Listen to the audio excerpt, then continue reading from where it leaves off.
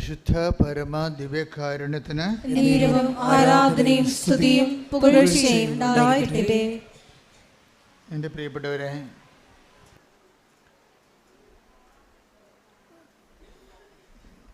ഈ കാലഘട്ടത്തിലെ കാലത്തിൻ്റെ വരദാനമായി ദൈവം ഈ തലമുറയ്ക്ക് നൽകിയ ഏറ്റവും വലിയ ദൈവാനുഭവ പദ്ധതിയാണ് മരിയൻ പോപ്പുലർ കവനൻറ്റ്. എന്തിനും മരിയൻ പോപ്പുലർ കവനൻ്റ് എന്ന് വിളിക്കാൻ കാരണം, സഭയിലെ ഞങ്ങൾ അഭിഷിക്തർക്കും സമർപ്പിതർക്കുമൊക്കെ അവരെടുത്തിരിക്കുന്ന ഒരു കവനൻ്റ് ഉണ്ട്. അത് ലൈഫ് ലോങ് ആയിട്ടുള്ള കവനൻ്റാണ്. ജീവിതകാലം മുഴുവനും നീണ്ടു നിൽക്കുന്ന, മരണം വരെ നീണ്ടു നിൽക്കുന്ന കവനൻ്റാണ്. പോപ്പുലർ കവനൻ്റ് എന്ന് പറയുന്നത് ജനകീയമായ ഒരു ഉടമ്പടിയാണിത്. കൃപാസനത്തിൽ നടക്കുന്നത് മരിയൻ ആധ്യാത്മികതയിൽ അടിസ്ഥാനപ്പെടുത്തിയ മരിയൻ ആധ്യാത്മികതയിൽ അടിസ്ഥാനപ്പെടുത്തിയിട്ടുള്ള ഒരു ജനകീയമായ ഉടമ്പടിയാണ്. ജനങ്ങളാണ് ഈ ഉടമ്പടിയുടെ ഗുണഭോക്താക്കൾ, പ്രയോക്താക്കൾ എല്ലാവരും.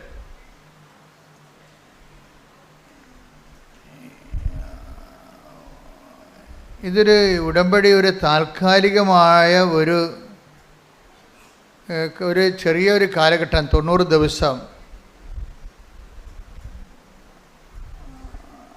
അങ്ങനെ ഒരു ഷോർട്ട് ടൈമാണ് ഉടമ്പടിയുടെ കാലദൈർഘ്യമെന്ന് നമുക്ക് പൊതുവെ പറയാമെങ്കിലും ഇറ്റ് ഈസ് നോട്ട് പ്രാക്ടിക്കൽ. പൊതുവെ പറയാം ഇത് 90 ദിവസത്തെ വിഷയമാണെന്ന് പറയാമെങ്കിലും നമുക്കറിയാം ഇതിൻ്റെ എല്ലാ കവനൻ്റുകളും, ഇപ്പം നിങ്ങളുടെ വിവാഹം, ക്രൈസ്തവ വിവാഹം ഒരു കവനൻ്റാണ്. പക്ഷേ ഭർത്താവ് മരിച്ചു കഴിയുമ്പോഴോ ഭാര്യ മരിച്ചു കഴിയുമ്പോഴോ ആ കവനൻ്റ് ഡിസോൾവ് ആയിപ്പോകും.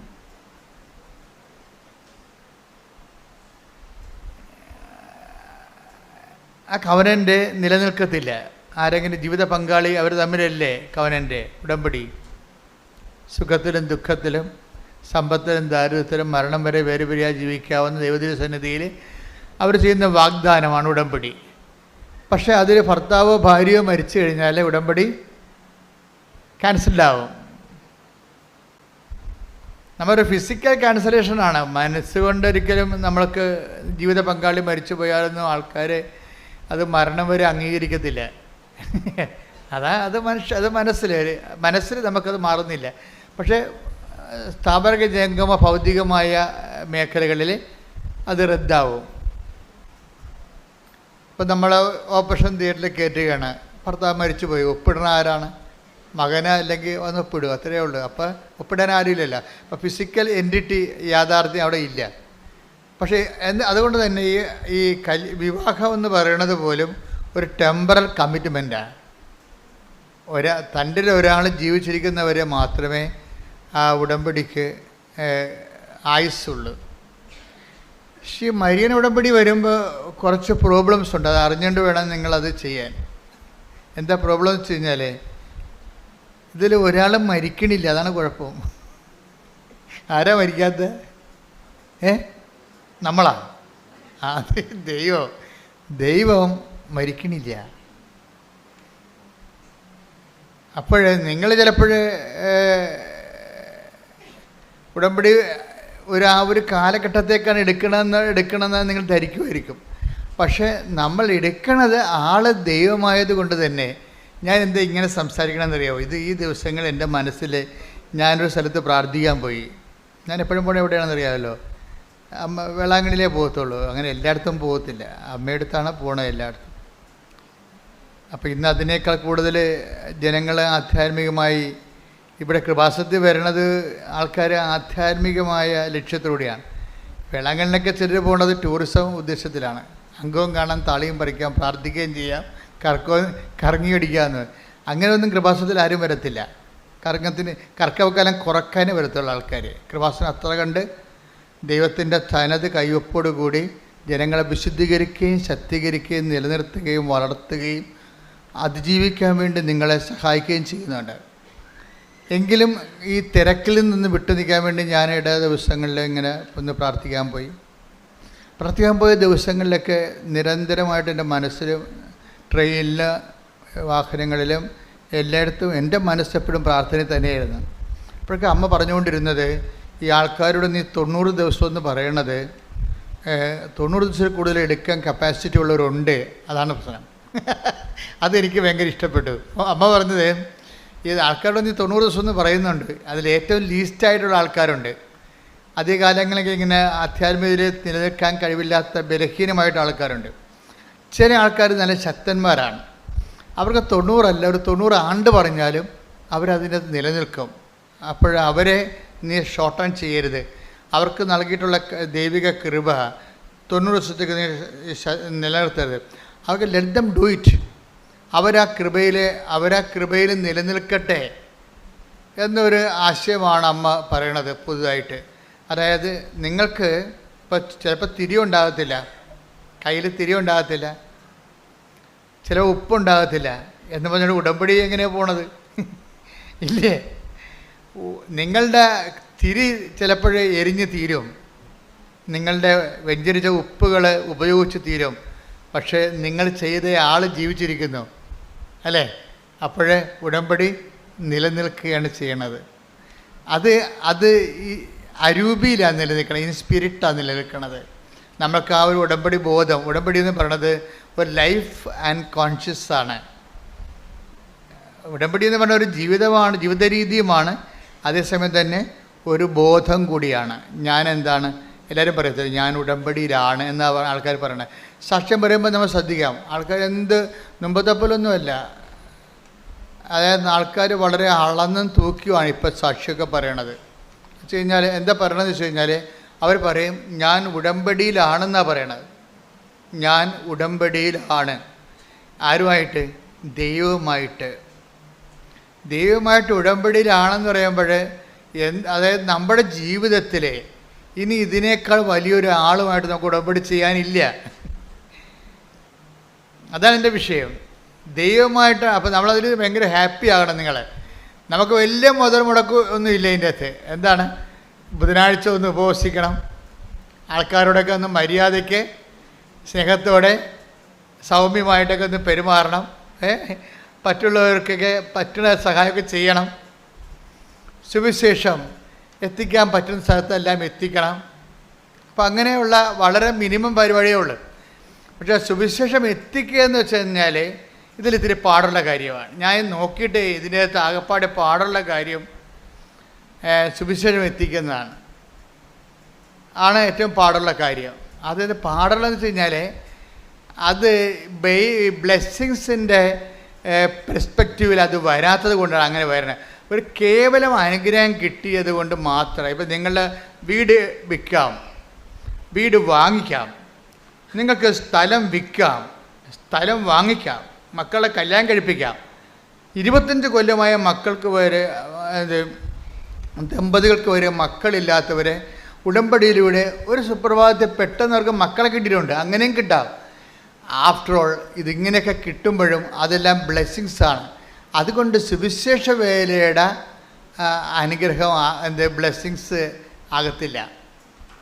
അച്ഛൻ പറഞ്ഞ മനസ്സിലായ? അതായത് ഏറ്റവും വലിയ ഇപ്പം നിങ്ങൾക്ക് 25 കൊല്ലമായിട്ട് മക്കളില്ല, 25ാമത്തെ കൊല്ലം മക്കളെ കിട്ടി, 24ാമത്തെ കൊല്ലം മക്കളെ കിട്ടി, 23ാമത്തെ കൊല്ലം മക്കളെ കിട്ടി. അങ്ങനെ ഉടമ്പടിയിൽ സമൃദ്ധമായ സാക്ഷ്യങ്ങളാണ്. പക്ഷേ ഇതിനേക്കാൾ വലുതാണ് സുവിശേഷം കൈമാറ്റത്തിൻ്റെ സാക്ഷ്യം. ഒരു ഉടമ്പടിയിൽ ഏറ്റവും വലിയ സാക്ഷ്യം എന്താണെന്ന് എന്നോട് ചോദിച്ചാൽ ഞാൻ പറയും ജോലി കിട്ടി, അല്ലെങ്കിൽ 11 പ്രാവശ്യം IELTS എഴുതിയിട്ട് ഉടമ്പടി എടുത്തപ്പോൾ 12ാം പ്രാവശ്യം ജയിച്ചു. അതൊക്കെ അതുപോലെ തന്നെ ഇപ്പോൾ ഈ ദിവസങ്ങളിലൊരു സാക്ഷ്യം ഉണ്ടായി. സാക്ഷ്യം എന്താണെന്നറിയാവോ?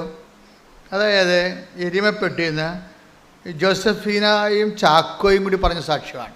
തൃശ്ശൂരെ എരിമപ്പെട്ടിൽ നിന്ന് ജോസഫീനയും ഈ ആഴ്ചത്തെ ഏറ്റവും നല്ല സാക്ഷ്യം. ഞാൻ കഴിഞ്ഞ ആഴ്ചയിലെ നമ്മുടെ അലക്സച്ചനോട് ഞാൻ പറയുമായിരുന്നു, അച്ഛാ ഈ ആൾക്കാർ പറയണ സാക്ഷ്യമൊന്നും സാക്ഷ്യമല്ല. ഞങ്ങൾ ഊണ് കഴിക്കാതിരിക്കുമ്പോഴൊക്കെ പറയണ എല്ലാം ഉടമ്പടിക്കാരുമായിരിക്കും, മറ്റു കാര്യങ്ങൾ അങ്ങനെ കുറച്ചേ പറയാറുള്ളൂ. അപ്പം ഞാൻ അലക്സച്ചനോട് പറഞ്ഞു, അച്ഛാ ഈ ആൾക്കാരിപ്പോൾ പറയണ സാക്ഷ്യങ്ങളൊന്നും അതൊക്കെ ഉടമ്പടി സാക്ഷ്യമാണ്, പക്ഷെ പ്രത്യക്ഷീകരണ സാക്ഷ്യമല്ലെന്ന് പറയും. ഉടമ്പടി സാക്ഷ്യമാണ്, പക്ഷേ പ്രത്യക്ഷീകരണ സാക്ഷ്യമല്ല. കാര്യം പലതരം സാക്ഷ്യങ്ങൾ ഇവിടെ നടക്കുന്നത്. ഈ പ്രത്യക്ഷീകരണ സാക്ഷ്യം എന്ന് പറയുമ്പോൾ അതിൻ്റെ ക്വാളിറ്റി എന്ന് പറയുമ്പോൾ ഉടമ്പടി സാക്ഷ്യത്തെക്കാളും വലിയ സാക്ഷ്യങ്ങളാണ്. എന്താ കാര്യം? ഞാൻ അച്ഛനോട് പറഞ്ഞത്, അമ്മയോട് പറയുന്നുണ്ട് മരിച്ച ആൾ ഉയർത്തി നിൽക്കുമെന്ന് പറയുന്നുണ്ടെന്ന് പറയും. ഞാൻ അങ്ങനെ അച്ഛനോട് പറഞ്ഞത്, മരിച്ച ആൾ, മരിച്ചു കിടക്കുന്ന ആൾ ഉയർത്തി നിൽക്കുമെന്ന് അമ്മ പറയുന്നുണ്ട്. അതാണ് ബാക്കി നമ്മളെല്ലാം കേട്ടുകൊണ്ടിരിക്കുന്നതെല്ലാം ഉടമ്പടി സാക്ഷ്യങ്ങളാണ്. കാര്യം ഇവിടെ ഇത്രയും അടയാളങ്ങൾ നടക്കാൻ കാര്യം 2-3 കാര്യങ്ങളാണ്. ഒന്ന്, പ്രത്യക്ഷീകരണം ചില ആൾക്കാർ ഭയങ്കരമായ വിഷയമായിട്ട് എടുക്കും. അപ്പോൾ അവർക്ക് പ്രത്യക്ഷീകരണ സാക്ഷ്യം കിട്ടുക. പത്രം കൊടുക്കുന്ന പോലും എന്തിൻ്റെ അടിസ്ഥാനത്തിലാണ്? പ്രത്യക്ഷീകരണത്തിൻ്റെ അടിസ്ഥാനത്തിലാണ്. ഉടമ്പടി വഴിയാണ് നമ്മളത് കൊടുക്കണമെങ്കിലും പത്രം കൈമാറുന്നത് പ്രത്യക്ഷീകരണത്തിൻ്റെ അടിസ്ഥാനത്തിലാണ്. എന്താ കാര്യം? അമ്മ പ്രത്യക്ഷപ്പെട്ടു, ദുരന്തമുണ്ടാകാൻ പോണ്, പ്രാർത്ഥിക്കണമെന്ന് പറഞ്ഞു. ഇതല്ലേ പത്രം പറയണത്. നമ്മുടെ പത്രം ഒരാൾ വായിക്കുമ്പോൾ അയാൾ വായിക്കാതെ വായിക്കുന്നൊരു കാര്യം എന്താണ്? അമ്മ കൃപാസനത്തിൽ പ്രത്യക്ഷപ്പെട്ടു, ദുരന്തമുണ്ടാകാൻ പോണ്, പ്രാർത്ഥിക്കണമെന്ന് പറഞ്ഞു. അതുകൊണ്ട് എനിക്ക് പ്രാർത്ഥിക്കാൻ വേണ്ടിയാണ് അമ്മ എന്നെ പത്രം വഴി ഉടമ്പടിയിലൂടെ ക്ഷണിക്കണത്, ഇല്ലേ? അപ്പോൾ ലക്ഷ്യം എന്താണ്? പ്രത്യക്ഷീകരണമാണ് ലക്ഷ്യം. ഉടമ്പടി അതിലേക്കുള്ളൊരു മാർഗമാണ്. ഉടമ്പടി അതിലേക്കുള്ള ഒരു മാർഗമാണ്. അപ്പം നിങ്ങൾ ഉടമ്പടി തുടരുന്നുവെന്ന് കണ്ടു കഴിഞ്ഞാൽ അതിൻ്റെ അർത്ഥം എന്താണ്? നിങ്ങൾ പ്രത്യക്ഷീകരണത്തിൻ്റെ സാക്ഷികളാകുന്നു എന്നതിൻ്റെ അർത്ഥം, അല്ലേ?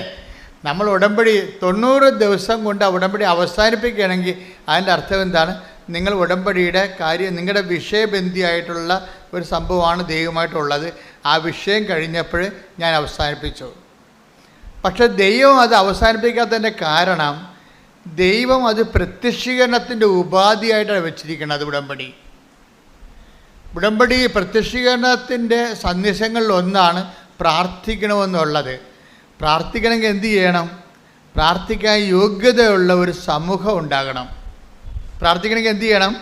പ്രാർത്ഥിക്കാൻ യോഗ്യതയുള്ള ഒരു സമൂഹം ഉണ്ടാകണം. ആ യോഗ്യത എന്ന് പറയുന്നത് ദൈവത്തോട് കമ്മ്യൂണിക്കേറ്റ് ചെയ്യാനുള്ള യോഗ്യതയാണ് നമ്മൾ ഉടമ്പടിയിലൂടെ കൈവരിക്കുന്നത്. ദൈവമായിട്ട് സംവദിക്കാനുള്ള ഒരു യോഗ്യത. ദൈവമായിട്ട് സംവദിക്കാനുള്ള യോഗ്യത എങ്ങനെ ഉണ്ടാകണതാണ്? അത് ദൈവം പറയുന്നത് പോലെ ചെയ്യുമ്പോഴാണ് നമുക്ക് ദൈവത്തോട് ഉള്ള ഒരു സംവദിക്കാനുള്ള യോഗ്യത ഉണ്ടാകണം. അത് മനസ്സിലാക്കണം. ഒന്ന് പറഞ്ഞ്, ദൈവത്തോട് സംവദിക്കാനുള്ള യോഗ്യത ഞാൻ കൈവരിക്കുന്നത് ദൈവം പറയുന്നത് പോലെ ചെയ്യുമ്പോഴാണ്. അപ്പൊ ദൈവം പറയുന്ന പോലെ ഒരാൾ ചെയ്യണമെങ്കിൽ, അയാൾ ജീവിക്കണമെന്നുണ്ടെങ്കിൽ തീർച്ചയായിട്ടും അയാൾക്കുള്ള യോഗ്യത എന്താണ്? ദൈവത്തോട് കമ്മ്യൂണിക്കേറ്റ് ചെയ്യാനുള്ളൊരു യോഗ്യത അയാളെ നേടിയെടുക്കുകയാണ്. അപ്പോൾ ഇന്നലെ ഒരു മോളിവിടെ സാക്ഷ്യം പറഞ്ഞു. അപ്പോൾ ഞാനോർത്ത് ഇവളുടെ സാക്ഷ്യം പറയിപ്പിക്കേണ്ടിയില്ലായിരുന്നെന്ന് തോന്നി. സാക്ഷ്യം നല്ലതായിരുന്നു, പക്ഷേ അവളുടെ മനോഭാവം ശരിയല്ല. സാക്ഷ്യം നല്ലതായിരുന്നു. അപ്പോൾ അവർ പറഞ്ഞ ഇതാണോ, ഞാൻ ആദ്യം കൃപാസനത്തിൽ വന്ന് ഇങ്ങനെ നോക്കി. എല്ലാവരും പറയുന്നുണ്ടല്ലോ ഭയങ്കര അത്ഭുതങ്ങളും അടയാളങ്ങളും നടക്കുന്നുണ്ടല്ലോ. അപ്പോൾ ചിലർ മാതാവിന്, അപ്പോൾ എനിക്ക് ഉടമ്പടി എടുക്കാനൊക്കെ ഒന്നും താല്പര്യമില്ലായിരുന്നു. അപ്പം ഞാൻ വിചാരിച്ചത്, ഞാൻ കൃപാസനത്തിൽ വന്നല്ലോ, മാതാവിനെ കണ്ടല്ലോ, അപ്പോൾ മാതാവ് ഇത് സത്യമാണെങ്കിൽ എൻ്റെ ജീവിതത്തിൽ ഒരടയാളം കാണിക്കട്ടെ, എന്നിട്ട് ഞാൻ ഉടമ്പടി എടുക്കാം. അയ്യോ, അങ്ങനെ കുറേ ആൾക്കാർ ധരിക്കുന്നുണ്ട്. അത് ഉടായ്പാണ് ശരിക്കും. എന്നുവെച്ചാൽ ദൈവത്തിന് ഒരു പരീക്ഷ. അതായത് ഞാൻ കൃപാസനത്തിൽ വന്നല്ലോ, മാതാവിനെ കണ്ടല്ലോ, ഇനി മാതാവ് ഒരു അടയാളം കാണിക്കട്ടെ, എന്നിട്ട് ഞാൻ ഉടമ്പടി എടുക്കുക, അങ്ങനെ ഇന്നലൊരു മോള് പറഞ്ഞായിരുന്നു. അപ്പോൾ യൂത്ത് പറഞ്ഞപ്പോൾ എനിക്ക് ഭയങ്കര വിഷമമായിപ്പോയി. കാരണം യൂത്ത് എല്ലാം ഈ ടൈപ്പാണല്ലോ എന്ന് ചോർത്ത്. കുറച്ച് പേരെങ്കിലും ടൈപ്പുണ്ട്. അതായത് ദൈവം ആദ്യം അടയാളം കാണിക്കട്ടെ, അത് വർക്കൗട്ട് ചെയ്യത്തില്ല. അത് ദൈവഹിത പ്രകാരമല്ല. നമ്മൾ ദൈവം നമുക്കൊരു അടയാളം തന്നതിന് ശേഷം നമ്മൾ ഉടമ്പടിയിലേക്ക് വരാമെന്ന് പറയണത് ദൈവത്തിൻ്റെ നിലപാടിന്, ദൈവത്തിൻ്റെ ഒരു വിഷയത്തെ സമീപിക്കുന്നതിനും നേരെ ഘടകവിരുദ്ധമാണ്. എന്താ ദൈവം എന്താ പറയണത്? ആദ്യം നീ ഉടമ്പടി എടുക്ക്, അത് കഴിഞ്ഞിട്ട് ഞാൻ അടയാളം. കാരണം ഉടമ്പടിയിലൊന്ന് നനഞ്ഞ് ഇറങ്ങാൻ പോവുകയാണ്. അതിന് മുമ്പ് എന്തെങ്കിലും ഒരു കാര്യം നടക്കട്ടെ എന്ന് പറയും. എൻ്റെ വസ്തുവെങ്കിലും ആരെങ്കിലും കൊണ്ടുവന്ന് അഡ്വാൻസ് തരട്ടെ, എന്നിട്ട് വേണം എനിക്ക് നനഞ്ഞിറങ്ങി കുളിച്ച് കയറാൻ വേണ്ടി. അതും നടക്കത്തില്ല. ദൈവം പറയും, സാധനം മര്യാദക്ക് ആദ്യം നീ ഞാൻ പറയണത് അനുസരിക്കുക. നമ്മൾ പറയുന്ന അനുസരിക്കണമെന്ന് ദൈവത്തിന് പ്രശ്നങ്ങളൊന്നും ഉണ്ടായിട്ടല്ല. പക്ഷെ അതിൻ്റെ കീഴ്വഴക്കം, ഉടമ്പടിക്കൊരു കീഴ്വഴക്കം ഉണ്ടല്ലോ. അതെന്താണ്? ആദ്യം നമ്മൾ ദൈവം പറഞ്ഞതുപോലെ ആദ്യം ചെയ്യണം.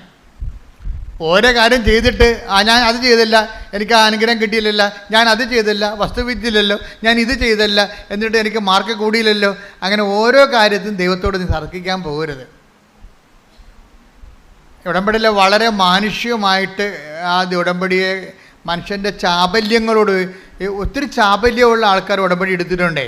അവരാണ് ഈ ഉടമ്പടി പിന്നോട്ട് വലിക്കണതിൻ്റെ കാരണം. ഒത്തിരി ചാബല്യമുള്ള ആൾക്കാർ, അവർ ജീവിതം മുഴുവൻ ചാബല്യമാണ്.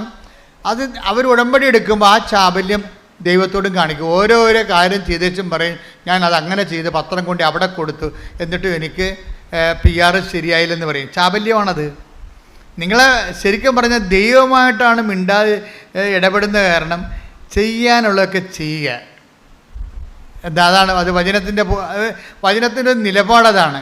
ചെയ്യാനുള്ള ചെയ്യുക, എന്നിട്ട് മിണ്ടാതിരിക്കുക. ദൈവം അതിൻ്റെ ഇരട്ടി ചെയ്തോളും. നീ ദൈവത്തിൻ്റെ കൂടെ കയ്യെ പിടിച്ചിട്ട് ആ ഈ എന്നും പറഞ്ഞ പിള്ളേരെ എടുത്തു തുടങ്ങിക്കത്തില്ലേ. ഇപ്പം നിങ്ങൾ ചില ആൾക്കാർ അങ്ങനെ ചെയ്യണത്, ദൈവത്തിൻ്റെ കയ്യേക്കാരി പിടിച്ചിട്ട് ഈ എന്നൊക്കെ പറഞ്ഞിട്ട് കുഞ്ഞുങ്ങളെ കൊണ്ട് എഴുതിക്കണ പോലെ ഞാൻ 10 കൊടുത്തു, അതുകൊണ്ട് അതിൻ്റെ അനുഗ്രഹം കണ്ട് വെക്ക്. ഞാൻ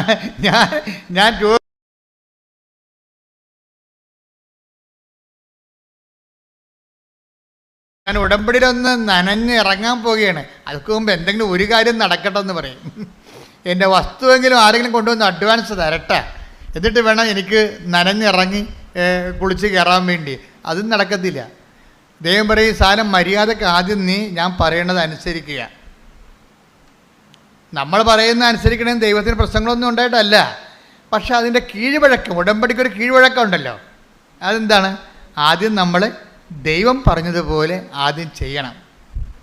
ഓരോ കാര്യം ചെയ്തിട്ട് ഞാൻ അത് ചെയ്തില്ല, എനിക്ക് ആ അനുഗ്രഹം കിട്ടിയില്ലല്ലോ, ഞാൻ അത് ചെയ്തില്ല, വസ്തു വിറ്റില്ലല്ലോ, ഞാൻ ഇത് ചെയ്തില്ല, എന്നിട്ട് എനിക്ക് മാർക്ക് കൂടിയില്ലല്ലോ. അങ്ങനെ ഓരോ കാര്യത്തിനും ദൈവത്തോട് നീ തർക്കിക്കാൻ പോകരുത്. ഉടമ്പടിയിൽ വളരെ മാനുഷികമായിട്ട് ആ ഉടമ്പടിയെ മനുഷ്യൻ്റെ ചാബല്യങ്ങളോട്, ഒത്തിരി ചാബല്യമുള്ള ആൾക്കാർ ഉടമ്പടി എടുത്തിട്ടുണ്ടേ. അവരാണ് ഈ ഉടമ്പടി പിന്നോട്ട് വലിക്കണതിൻ്റെ കാരണം. ഒത്തിരി ചാബല്യമുള്ള ആൾക്കാർ, അവർ ജീവിതം മുഴുവൻ ചാബല്യമാണ്. അത് അവർ ഉടമ്പടി എടുക്കുമ്പോൾ ആ ചാബല്യം ദൈവത്തോടും കാണിക്കും. ഓരോരോ കാര്യം ചെയ്തേച്ചും പറയും, ഞാൻ അതങ്ങനെ ചെയ്ത് പത്രം കൊണ്ട് അവിടെ കൊടുത്തു, എന്നിട്ടും എനിക്ക് PR ശരിയായില്ലെന്ന് പറയും. ചാബല്യമാണത്. നിങ്ങളെ ശരിക്കും പറഞ്ഞാൽ ദൈവമായിട്ടാണ് മിണ്ടാതെ ഇടപെടുന്ന കാരണം ചെയ്യാനുള്ളതൊക്കെ ചെയ്യുക. എന്താ അതാണ് അത് വചനത്തിൻ്റെ നിലപാടതാണ്. ചെയ്യാനുള്ള ചെയ്യുക, എന്നിട്ട് മിണ്ടാതിരിക്കുക. ദൈവം അതിൻ്റെ ഇരട്ടി ചെയ്തോളും. നീ ദൈവത്തിൻ്റെ കൂടെ കയ്യെ പിടിച്ചിട്ട് ഈ എന്നും പറഞ്ഞ പിള്ളേരെ എടുത്തു തുടങ്ങിക്കത്തില്ലേ. ഇപ്പം നിങ്ങൾ ചില ആൾക്കാർ അങ്ങനെ ചെയ്യണത്, ദൈവത്തിൻ്റെ കയ്യേക്കാരി പിടിച്ചിട്ട് ഈ എന്നൊക്കെ പറഞ്ഞിട്ട് കുഞ്ഞുങ്ങളെ കൊണ്ട് എഴുതിക്കണ പോലെ ഞാൻ 10 കൊടുത്തു, അതുകൊണ്ട് അതിൻ്റെ അനുഗ്രഹം കണ്ട് വെക്ക്.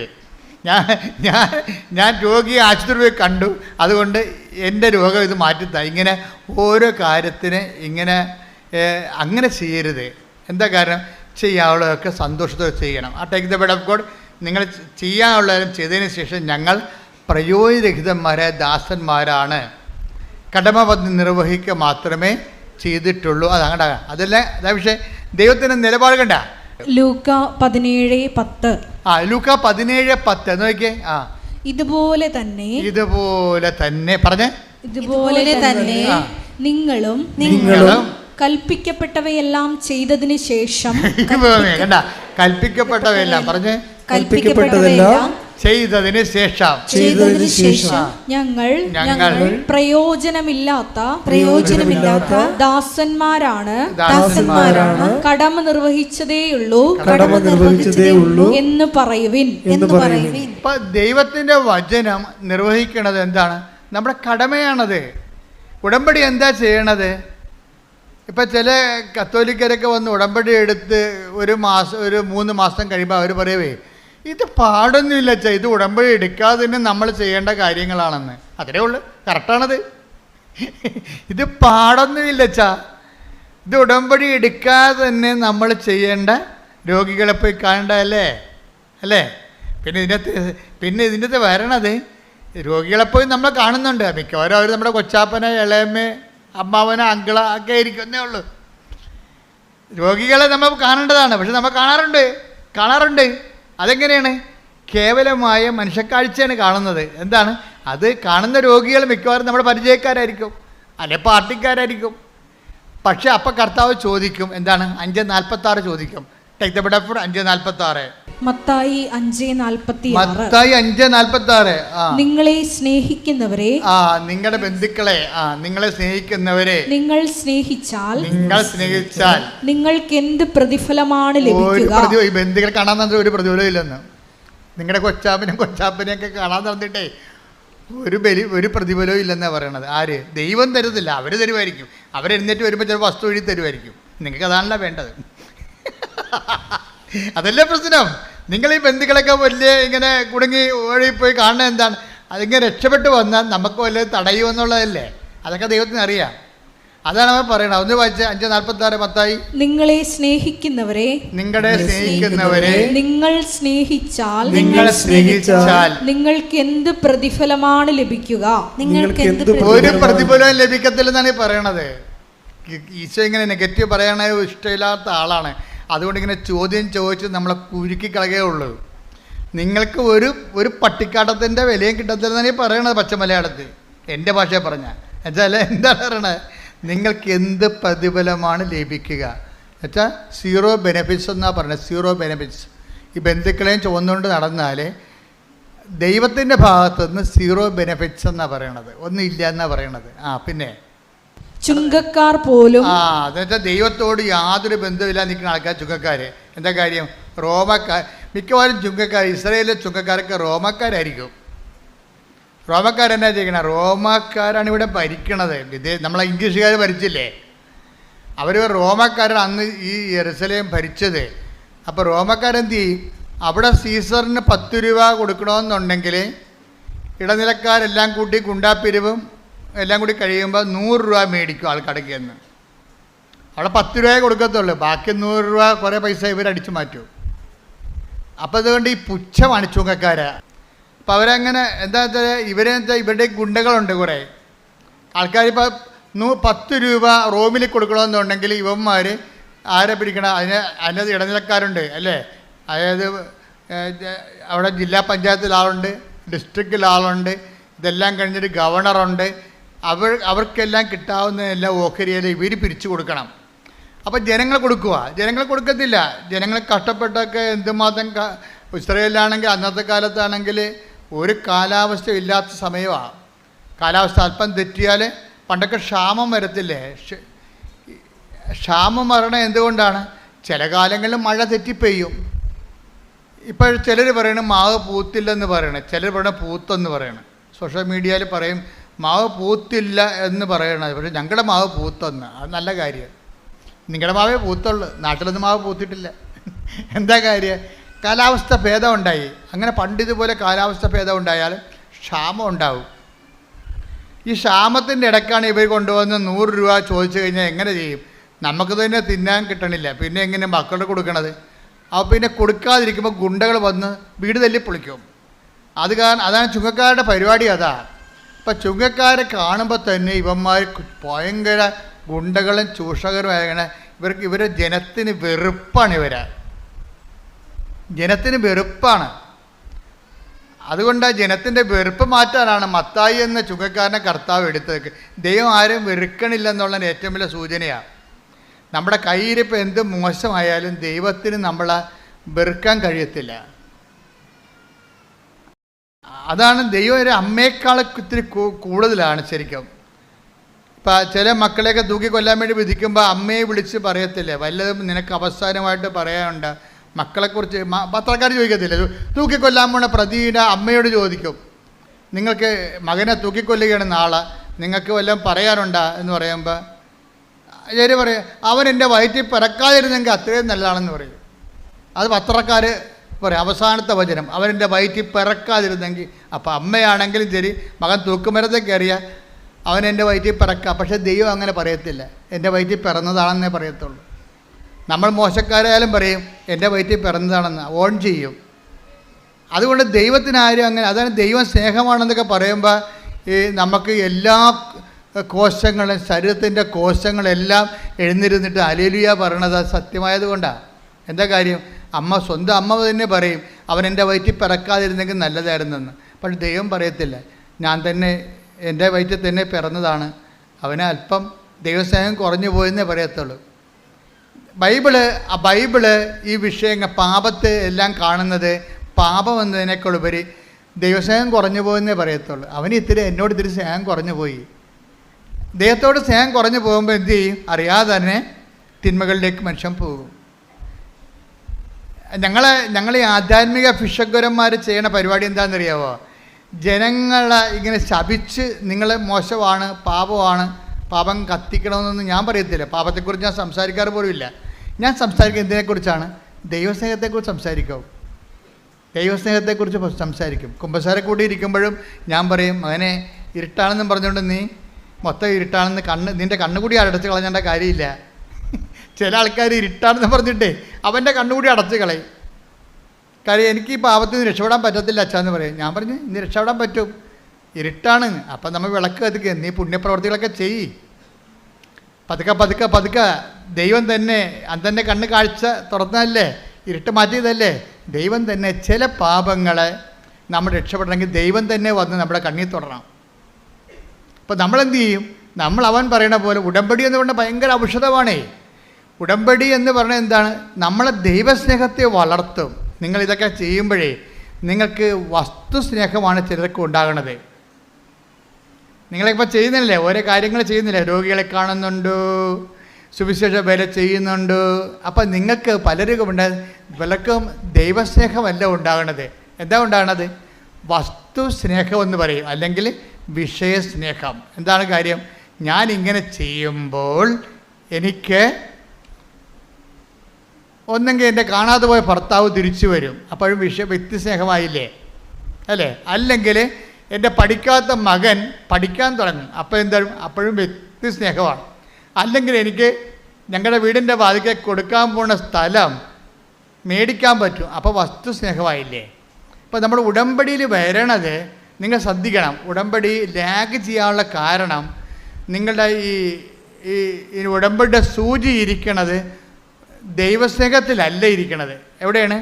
വസ്തുസ്നേഹത്തിലോ വിഷയസ്നേഹത്തിലോ ആണ് ഇരിക്കുന്നത്. അതുകൊണ്ടാണ് താമസിക്കുന്നത്. അപ്പോൾ ഇപ്പം നമ്മൾ ചെയ്യുമ്പോൾ നിയോഗങ്ങളൊക്കെ വെക്കുന്നുണ്ടെങ്കിൽ നിങ്ങൾ നിയോഗം അല്ല ഉടമ്പടി ലക്ഷ്യം. കഴിഞ്ഞ ദിവസങ്ങളിലേ ഞാനിവിടെ ഇതില്ലേ അതായത് നമ്മുടെ ഡെയിലി ബ്രെഡ് അവിടെ സ്റ്റുഡിയോയിൽ നിൽക്കിയിരുന്നു. അപ്പോൾ ഞാനിങ്ങനെ ഡെയിലി ബ്രെഡ് സംസാരിക്കുന്ന സമയത്ത് കർത്താവിനോട് പറഞ്ഞു, ഉടമ്പടിയുടെ ലക്ഷ്യം ഉടമ്പടിയുടെ വിഷയമല്ല, ഉടമ്പടി തന്നെയാണെന്ന് പറയാൻ പറഞ്ഞു. ഉടനെ ഞാൻ പറഞ്ഞ്, കർത്താവ് പറയണ ഉടമ്പടിയുടെ ലക്ഷ്യം ഉടമ്പടിയുടെ വിഷയമല്ല, ഉടമ്പടി തന്നെയാണ്. അത് എനിക്കൊരു ബോധം ഉണ്ടായി. അപ്പോഴ് ഉടമ്പടി ലക്ഷ്യം നമുക്ക് നിയോഗമല്ലേ? രോഗം മാറുക, വീട് വിൽക്കുക, വീട് വാങ്ങിക്കുക, വസ്തു വാങ്ങിക്കുക, മകളെ കെട്ടിച്ച മകൾക്ക് കുഞ്ഞുങ്ങളുണ്ടാകുക. ഇപ്പോൾ വിഷയമല്ലേ നമുക്ക് ഉടമ്പടി ലക്ഷ്യം? പക്ഷേ ദൈവം എന്താ പറഞ്ഞതെന്നറിയാമോ? ഉടമ്പടിയുടെ ലക്ഷ്യം വിഷയമല്ല, വ്യക്തികളുമല്ല, പിന്നെ എന്താണ്? ഉടമ്പടി തന്നെയാണ്. ഒന്ന് പറഞ്ഞ്, ഉടമ്പടിയുടെ ലക്ഷ്യം ഉടമ്പടി തന്നെയാണ്. എന്ന് വെച്ചാൽ എന്താണ് ഉടമ്പടി? ദൈവവും ഞാനും തമ്മിലുള്ള ഉടമ്പടി ബന്ധമാണ് ഉടമ്പടി. ദൈവവും ഞാനും തമ്മിലുള്ള ബന്ധമാണ്. അത് ദൈവവും ഞാനും തമ്മിലുള്ള ബന്ധമാണോ, ഉടമ്പടിയാണോ നിനക്ക് പ്രധാനം, ഉടമ്പടിയുടെ വിഷയമാണോ എന്നറിയാൻ വേണ്ടി ചില കാര്യങ്ങൾ ദൈവം ചെയ്യാതെ പോകും. അപ്പോൾ നമുക്ക് നമ്മളെ സഹായിക്കാൻ ആരെങ്കിലും ഉണ്ടാകണം. അതുകൊണ്ടാണ് ഞാൻ ഇടയ്ക്ക് പരിശുദ്ധാത്മാവിനെക്കുറിച്ച് പറയണത്. ഇപ്പോൾ ഉടമ്പടി ലക്ഷ്യം വിഷയമാണോ, വ്യക്തിയാണോ, അല്ല ഉടമ്പടി ലക്ഷ്യം ഉടമ്പടി തന്നെയാണോ, ഉടമ്പടിയുമായിട്ടുള്ള ദൈവത്തോടുള്ള ബന്ധമാണോ എന്ന് നമ്മൾ അറിയാൻ വേണ്ടി ചില കാര്യങ്ങൾ നടക്കാതെ പോകും.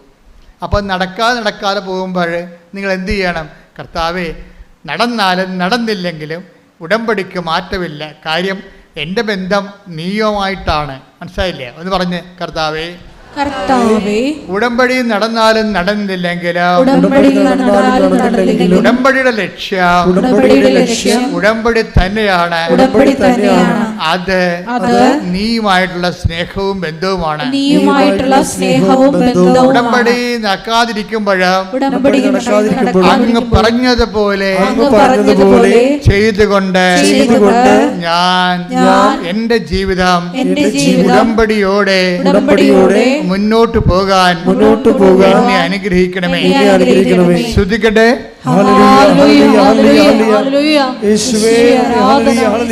ഉടമ്പടിയിലെ വിഷയങ്ങൾ നടക്കാപ്പോഴും നിന്റെ ലക്ഷ്യം വെച്ച് മുന്നേറുവാൻ ഈ ആരാധനയിലൂടെ ഞങ്ങളെ അഭിഷേകം ചെയ്യണമേ.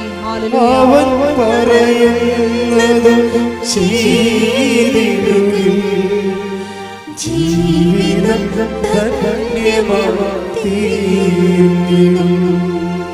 അവൻ പറയുന്നത് ചെയ്തിടുകിൽ ജീവിതം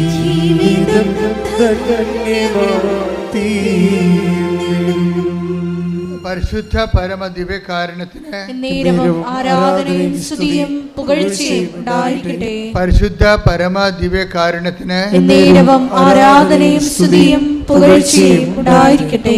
ഉടമ്പടിയുടെ കുറേ കാര്യങ്ങള്, അതിൻ്റെ ഒരു ബയോളജി, ജീവശാസ്ത്രം, അതിൻ്റെ ഓരോ അവയവങ്ങളും ഘടകങ്ങളൊക്കെ നമ്മൾ പഠിച്ചുകൊണ്ടിരിക്കുന്നത്. അതായത് ഉടമ്പടിയുടെ ലക്ഷ്യം ഉടമ്പടി തന്നെയാണ്. അല്ലെങ്കിൽ നമ്മൾ ആരുമായിട്ട് ഉടമ്പടി ചെയ്തിരിക്കുന്നുവോ ആ ദൈവം തന്നെയാണ് ഉടമ്പടി ലക്ഷ്യം.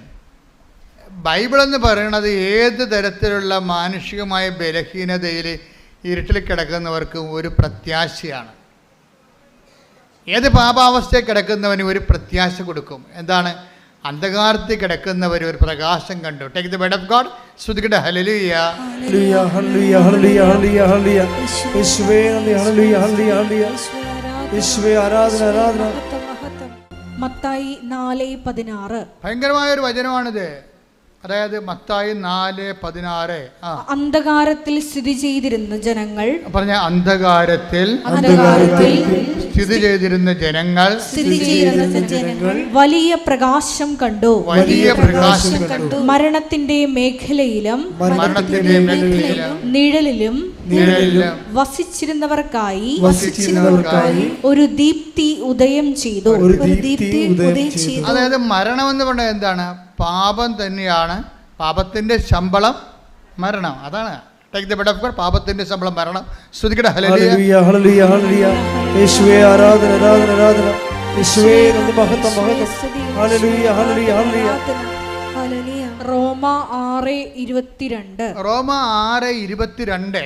പാപത്തിന്റെ വേതനം മരണമാണ്. പാപത്തിന്റെ ശമ്പളം, പറഞ്ഞേ, പാപത്തിന്റെ ശമ്പളം മരണമാണ്. മരണമാണ്.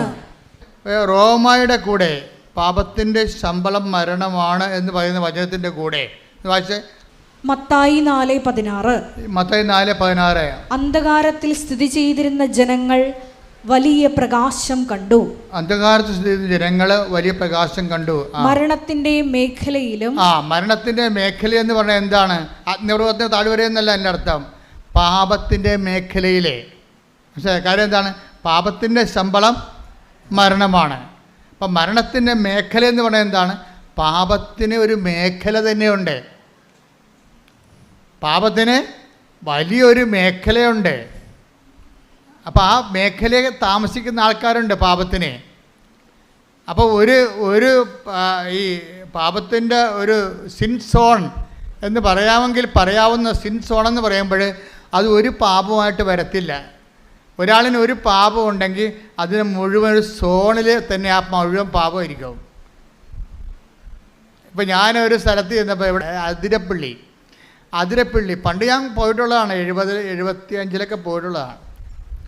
അപ്പം അന്ന് പോയപ്പോൾ അവിടേക്ക് എണ്ണപ്പനയില്ലേ. ഇപ്പം ചെല്ലുമ്പോൾ മുഴുവൻ എണ്ണപ്പനയാണ്. കഴിഞ്ഞ ദിവസങ്ങളിൽ കഴിഞ്ഞ 2-3 മാസം മുമ്പ് ഞാൻ പോയപ്പോൾ ആ എണ്ണപ്പനയുടെ ആ കാട്ടിക്കുടിയൊക്കെ വെറുതെ ചുമ്മാ പ്രാർത്ഥിച്ചുകൊണ്ട് പോയി.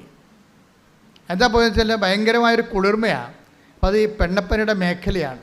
ഇതുപോലെ ഒരു പനയായിട്ടൊന്നും ഉണ്ടാകത്തില്ല. പാപത്തിൻ്റെ ഒരു പനയായിട്ടുണ്ടാകത്തില്ല, ഒരു മേഖലയായിരിക്കും ഉണ്ടാകുന്നത്.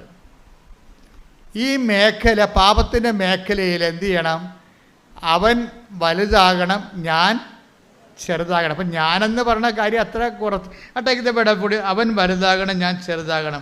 യോഹന്നാൻ 3:30.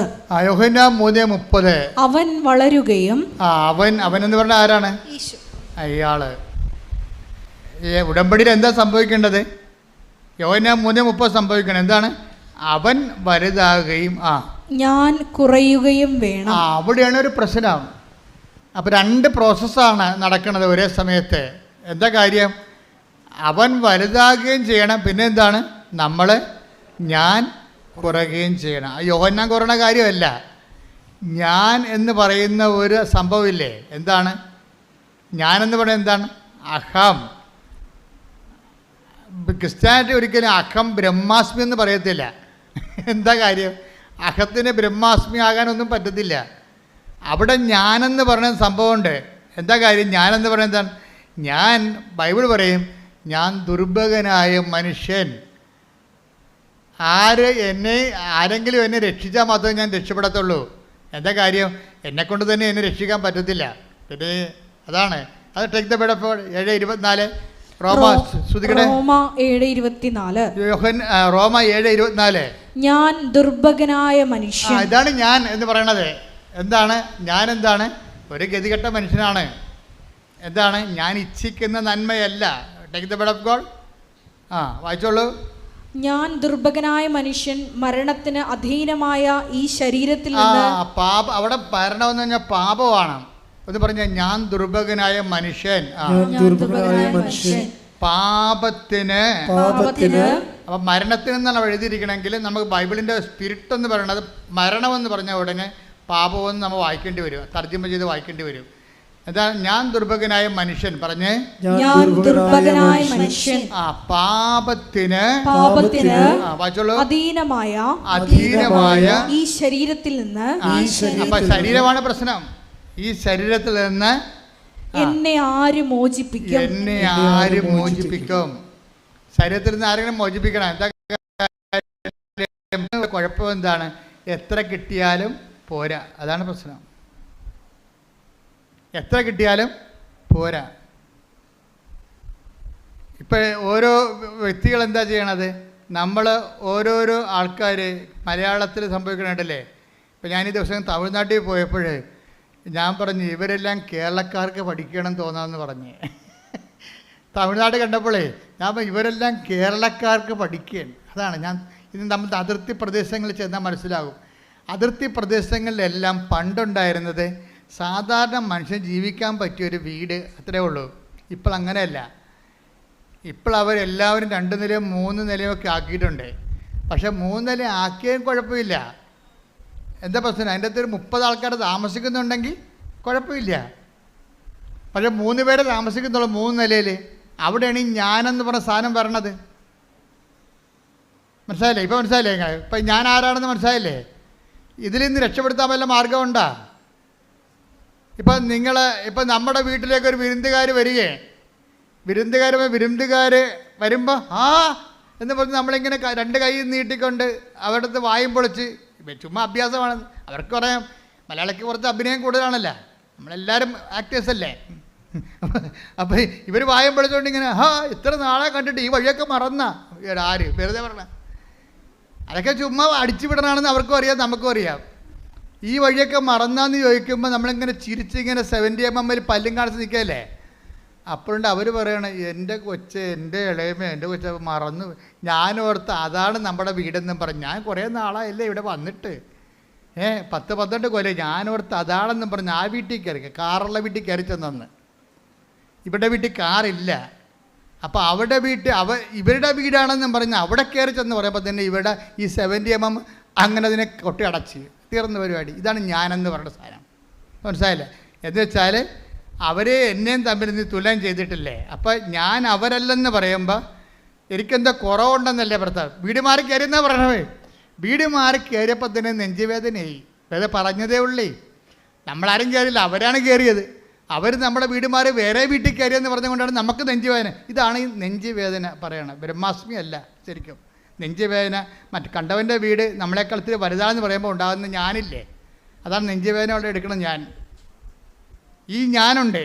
ഈ ഞാൻ ആര്? അത് ബൈബിൾ ചോദിക്കണത് എന്താണെന്ന് ചോദിച്ചു കഴിഞ്ഞാൽ, ഈ ഞാൻ ആര് രക്ഷിക്കും ഈ അഹംഭാവത്തിൽ നിന്ന്? അത് തന്നെ ജീസസിനെ ഇൻട്രൊഡ്യൂസ് ചെയ്യുമ്പോൾ തന്നെ യോഹന്നാൻ പറയും, ഇവനെ ഇൻട്രൊഡ്യൂസ് ചെയ്യാനൊക്കെ എനിക്ക് ഇഷ്ടമാണ്. ഇവൻ ഭയങ്കര പുള്ളിയാണ്. ഇവൻ ലോകത്തിൻ്റെ പാപങ്ങൾ നീക്കാൻ വന്നിരിക്കുന്ന ആളാണ്. എന്നോട് അപ്പ ഇതൊക്കെ പറഞ്ഞിട്ടുണ്ട്, പക്ഷെ നിങ്ങളോട് പറഞ്ഞിട്ട് കാര്യമില്ലെന്ന്. എന്ത് വല്ലാത്ത പറച്ചിലാണ് യോഹന്നാൻ പറയണത്. അതായത് ഇന്ന് യേശുവിൻ്റെ ജ്ഞാനസ്നാനത്തിൽ തിരുനാളല്ലേ. ഇപ്പം എന്താ യോഹന്നാൻ പറയണത്? ഇവൻ ഭയങ്കര പുള്ളിയാണ്. ഇവൻ ആരാണ്? യോഹന്നാൻ 1:29 പറയും, ഇവൻ ലോകത്തിൻ്റെ പാപങ്ങൾ നീക്കാൻ വേണ്ടി അപ്പ പറഞ്ഞു വിട്ടിരിക്കുന്ന ആളാണ് ഇവൻ. പക്ഷെ നിങ്ങളോട് പറഞ്ഞിട്ട് കാര്യമില്ല. എന്താ കാര്യം? ഇവനും വളരണമെങ്കിലേ ഞാൻ ചെറുതാകണമെന്ന്. അതാണ് വിഷയം. കൈയടിക്കട്ടെ, ശ്രദ്ധിക്കട്ടെ. Hallelujah, hallelujah, hallelujah, hallelujah, hallelujah, hallelujah, hallelujah,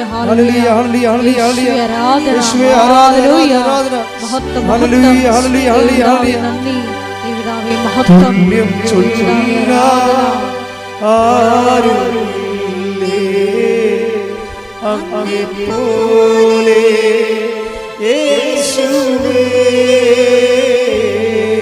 തുല്യം ചൊല്ല ആരുമില്ലേ അങ്ങെപ്പോലെ യേശുവേ.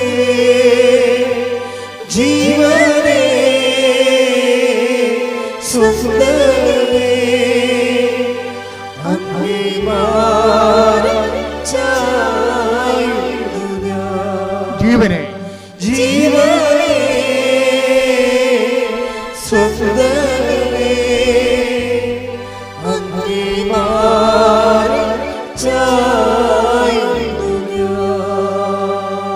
അപ്പോൾ ഉടമ്പടി കാലത്ത് നമ്മൾ നിരീക്ഷിക്കേണ്ട ഒരു പാപം എന്താണ്?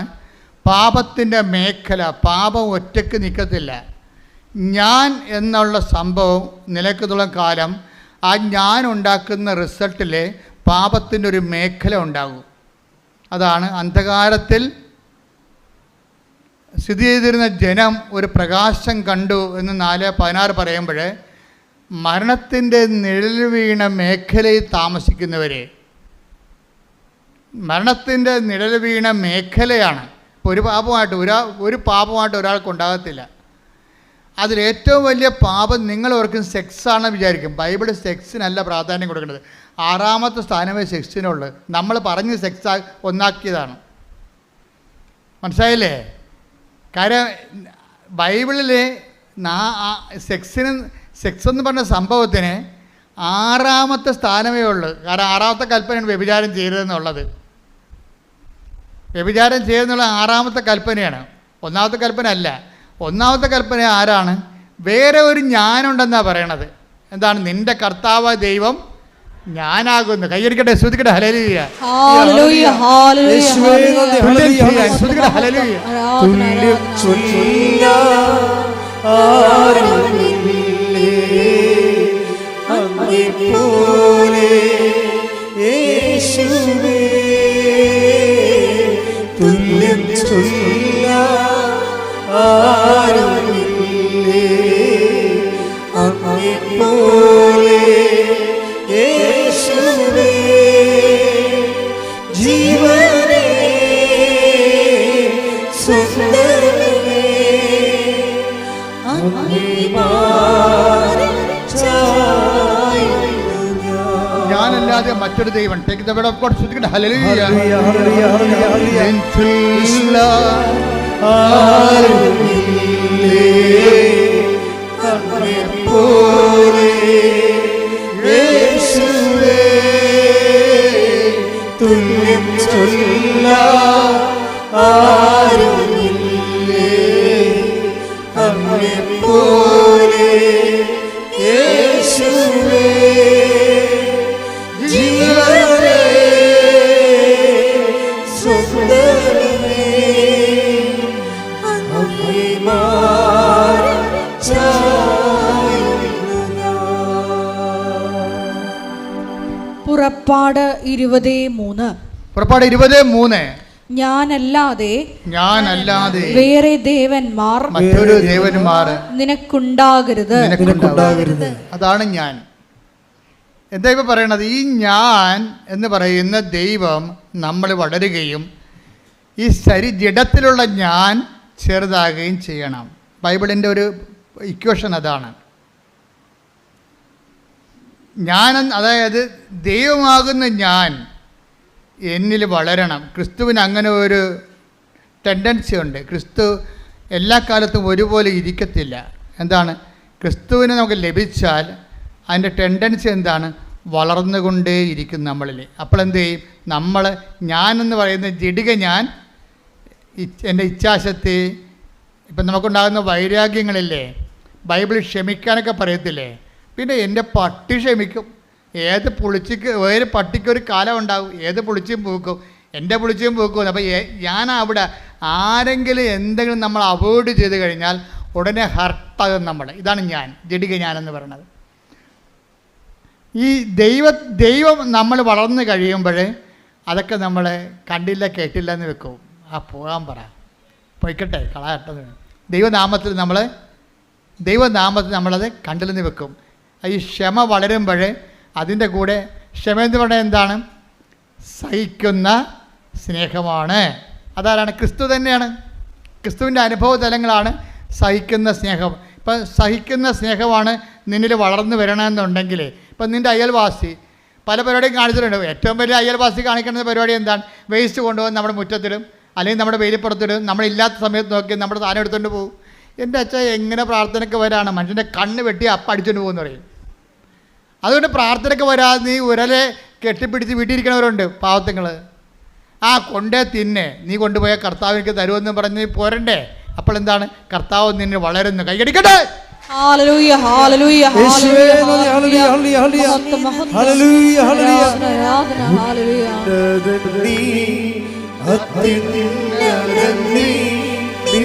നിന്നെപ്പോലൊരു ദൈവമില്ല. ഉന്നതനീ അത്യുന്നതനീ നിന്നെപ്പോലൊരു ദൈവമില്ല. അത്ഭുതവാ അതിശയവാ നീ മാത്രം ദൈവമെന്നും. അത്ഭുതവാ അതിശയവാ നീ മാത്രം ദൈവമെന്നും. അപ്പോൾ യോഹന്നാനോട് പറഞ്ഞേ, വേറെ ഒരുത്തൻ നമ്മുടെ കൂടെ ജോർദാൻ്റെ അക്കരെ ഉണ്ടായിരുന്ന ആളില്ലേ, അങ്ങേര് നിന്നെപ്പോലെ ജ്ഞാനസ്ഥാനം കൊടുക്കാൻ തുടങ്ങിയെന്ന് പറഞ്ഞ്. കർത്താവിന് വാസ്തവത്തിൽ ജ്ഞാനസ്ഥാനം ആരെ കൊടുക്കേണ്ട ഒരു കാര്യമില്ലാഞ്ഞ് യോഹന്നാനെ കൊണ്ട് ഈ സിറ്റുവേഷൻ ക്രിയേറ്റ് ചെയ്തിട്ട് യോഹന്നാനെ കൊണ്ട് ഈ പ്രബോധനം പറയിപ്പിക്കണമായിരുന്നു. അതിനുവേണ്ടിയാണ് ഒരു ജ്ഞാനസ്ഥാനം കൊണ്ട് കൊടുത്തത് കർത്താവ്. അപ്പോൾ കർത്താവ് ജ്ഞാനസ്ഥാനം കൊടുക്കുന്ന പരിശുദ്ധാത്മാവിലാണ്, വെള്ളത്തിലല്ല, പശ്ചാത്താപത്തിൽ ജ്ഞാനസ്ഥാനമല്ല. അത് ഏൽപ്പിച്ചിരിക്കുന്ന യോഹന്നാനെയാണ്. എന്നിട്ടും കർത്താവ് ജ്ഞാനസ്ഥാനം കൊടുത്തത് ഈ സിറ്റുവേഷൻ ക്രിയേറ്റ് ചെയ്യുകയാണ്. എന്താണ്? ജ്ഞാനസ്ഥാനത്തിലൂടെ, സഹനത്തിലൂടെ നമ്മുടെ ഇഷ്ടങ്ങൾക്ക് അനിഷ്ടമായി. ജ്ഞാനസ്ഥാനം എന്ന് പറഞ്ഞാൽ എന്താണ്? നമ്മുടെ ഇഷ്ടത്തിന് അനിഷ്ടമായി ബെൻഡായിട്ട് വേറെ ഇഷ്ടം വരും. ആരുടെ ഇഷ്ടം വരും? വേറെ ഒരു ഞാനുണ്ട്, ദൈവത്തിൻ്റെ ഇഷ്ടം വരും. അതിനാണ് ജ്ഞാനസ്ഥാനം എന്ന് പറയുന്നത്. അതിന് ദൈവ ഇഷ്ടത്തിന് ഞാൻ എണ്ണത്തിന് തയ്യാറാക്കുന്നതാണ് ജ്ഞാനസ്ഥാനം. അത് വെള്ളം കോരി ഒഴിക്കണ കേസുകത്ത് മാത്രമല്ല.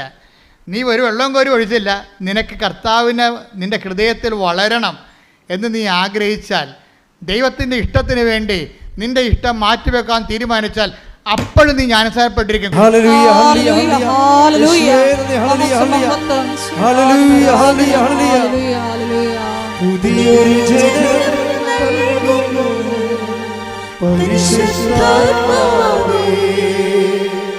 പുതിയൊരു ശക്തിയിലുണരാ കൃപ നീ ചൊരിയണമേ. പുതിയൊരു ജനം നൽകുന്നു പരിശുദ്ധാത്മാവേ,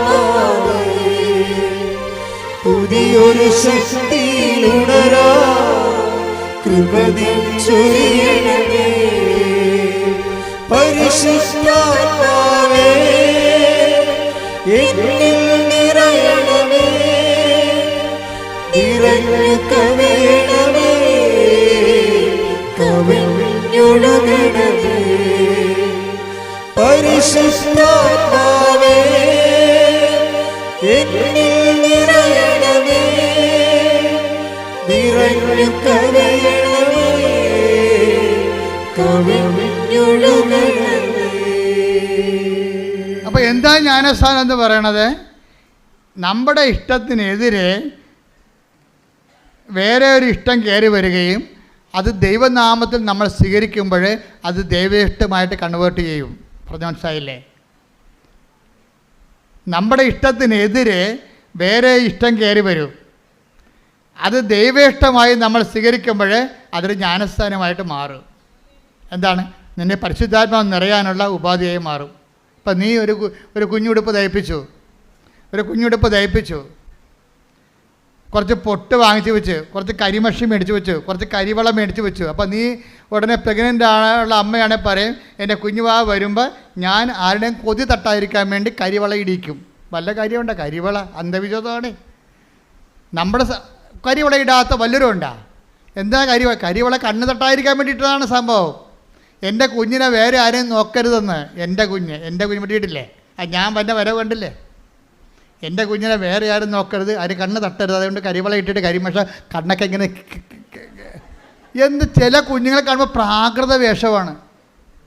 ഞാൻ ചോദിക്കും, നീ തന്നെ ഇത് പറ്റതാണെന്ന് ചോദിക്കും. പക്ഷേ അമ്മ തന്നെ അത് മിടുക്കിയായിരിക്കണം. കൊച്ചാണെങ്കിൽ മൊത്തം കരിവാരി തേച്ച് എന്നെ കണ്ണ് തട്ടാതിരിക്കാൻ വേണ്ടി ചെയ്തിരിക്കുകയാണ്. എൻ്റെ കുഞ്ഞിന് കണ്ണ് തട്ടരുതെന്ന്. അങ്ങനെ തന്നെയാണ് എൻ്റെ കുഞ്ഞ് മറ്റു കുഞ്ഞുങ്ങളെപ്പോലെ ആവരുത്, അങ്ങോട്ട് പോകരുത്, അവിടെ പോയി കളിക്കരുത്, അവർ ചീത്ത പിള്ളേരാണ് എന്ന് പറഞ്ഞുകൊണ്ട് ഈ തള്ള അവർ സ്ക്രൂ ചെയ്തിട്ട് ഈ കുഞ്ഞിനെ വേറെ ഒരു പണ്ടാരമായിട്ട് വളർത്തിക്കൊണ്ട് വരും. വേറെ സാധനം, മറ്റുള്ളവരുടെ അരിശം പുച്ഛം. കാര്യം ഇവരുടെ പുച്ഛവും അരിശവും ഒക്കെ കുഞ്ഞിനങ്ങോട്ട് കൊടുക്കും. ഇതാണ് ഞാനെന്ന് പറയുന്നത്. ഈ ഞാൻ ചെറുതാകണമെന്നാണ് പറയണത്. ഇത് വെച്ചോണ്ട് ഉടമ്പടി മുന്നോട്ട് പോകത്തില്ല. മനസ്സിലായില്ലേ? ഇപ്പം എന്താണ് ഉടമ്പടി പറഞ്ഞത്? എന്താണ്? അവൻ വലുതാകണം. അവന് എല്ലാ മനുഷ്യരെയും വെറുപ്പില്ല ആരോടും. ചുങ്കക്കാരോട് പറയും, മത്തായി ഇവിടെ വന്നാൽ പറയില്ല, നിൻ്റെ കൂടെ ഞാൻ ഇരുന്ന് ഭക്ഷണം കഴിക്കണതേ 10 മനുഷ്യരെ കാണണം. അതാണ് പ്രശ്നം. കണ്ണ് നിറഞ്ഞു പോകും കർത്താവിൻ്റെ കളി കണ്ടു കഴിഞ്ഞാൽ. ചുങ്കക്കാരൻ അബോമിനൽ പേഴ്സണാണ്. ചുങ്കക്കാരന് എല്ലാവർക്കും പുച്ഛമാണ്.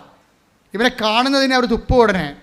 ഉടനെ അവനെ വിളിച്ച് പറയും, നിന്നെക്കൊണ്ട് കുറച്ച് പണി ദൈവത്തിനുണ്ട്, അത് ഞാൻ ചെയ്യിക്കും, നീ എൻ്റെ ചരിത്രം എഴുതും. പക്ഷേ അതിക്ക് മുമ്പ് നിന്നെ ഒന്ന് വയറ്റ് വാഷ് ചെയ്യാറുണ്ട് എനിക്ക്. ഞാൻ ഇന്ന് നിൻ്റെ വീട്ടിൽ ഭക്ഷണം കഴിക്കും.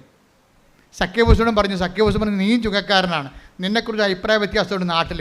ഈ സമൂഹത്തിൽ നിന്നെക്കുറിച്ച് പേരില്ല, നിന്നെക്കുറിച്ച് ദുഷ്പേരാണ് ആൾക്കാർ പറയണത്. നിൻ്റെ പേര് കേൾക്കുമ്പോൾ തന്നെ അവരുടെ മോന്ത പോവും. അത് ഞാനൊക്കെ മാറ്റിയെടുക്കും. ഞാൻ നിൻ്റെ വീട്ടിൽ വന്ന് ഭക്ഷണം കഴിക്കും. ഈ സഖ്യഭൂഷണൻ്റെ വീട്ടിലും ഈശോ പോയി, ഈ മത്തായിയുടെ വീട്ടിലും പോയി. 2 പേരുടെ വീട്ടിലും ചെയ്തത് എന്താ? ഭക്ഷണം കഴിക്കണേ ചെയ്ത് 2 പേരുടെ വീട്ടിലും ഭക്ഷണം കഴിച്ചു.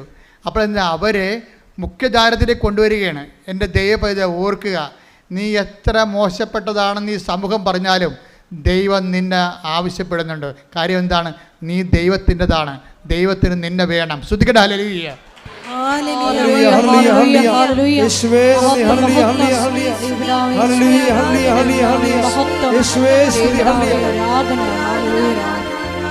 ഇത്ര നല്ല ദൈവത്തോടു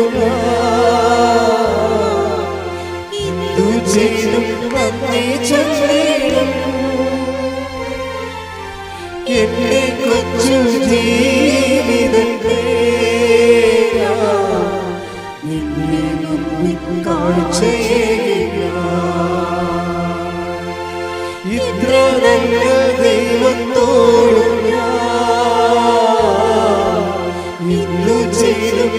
നീ ചൊല്ലിടും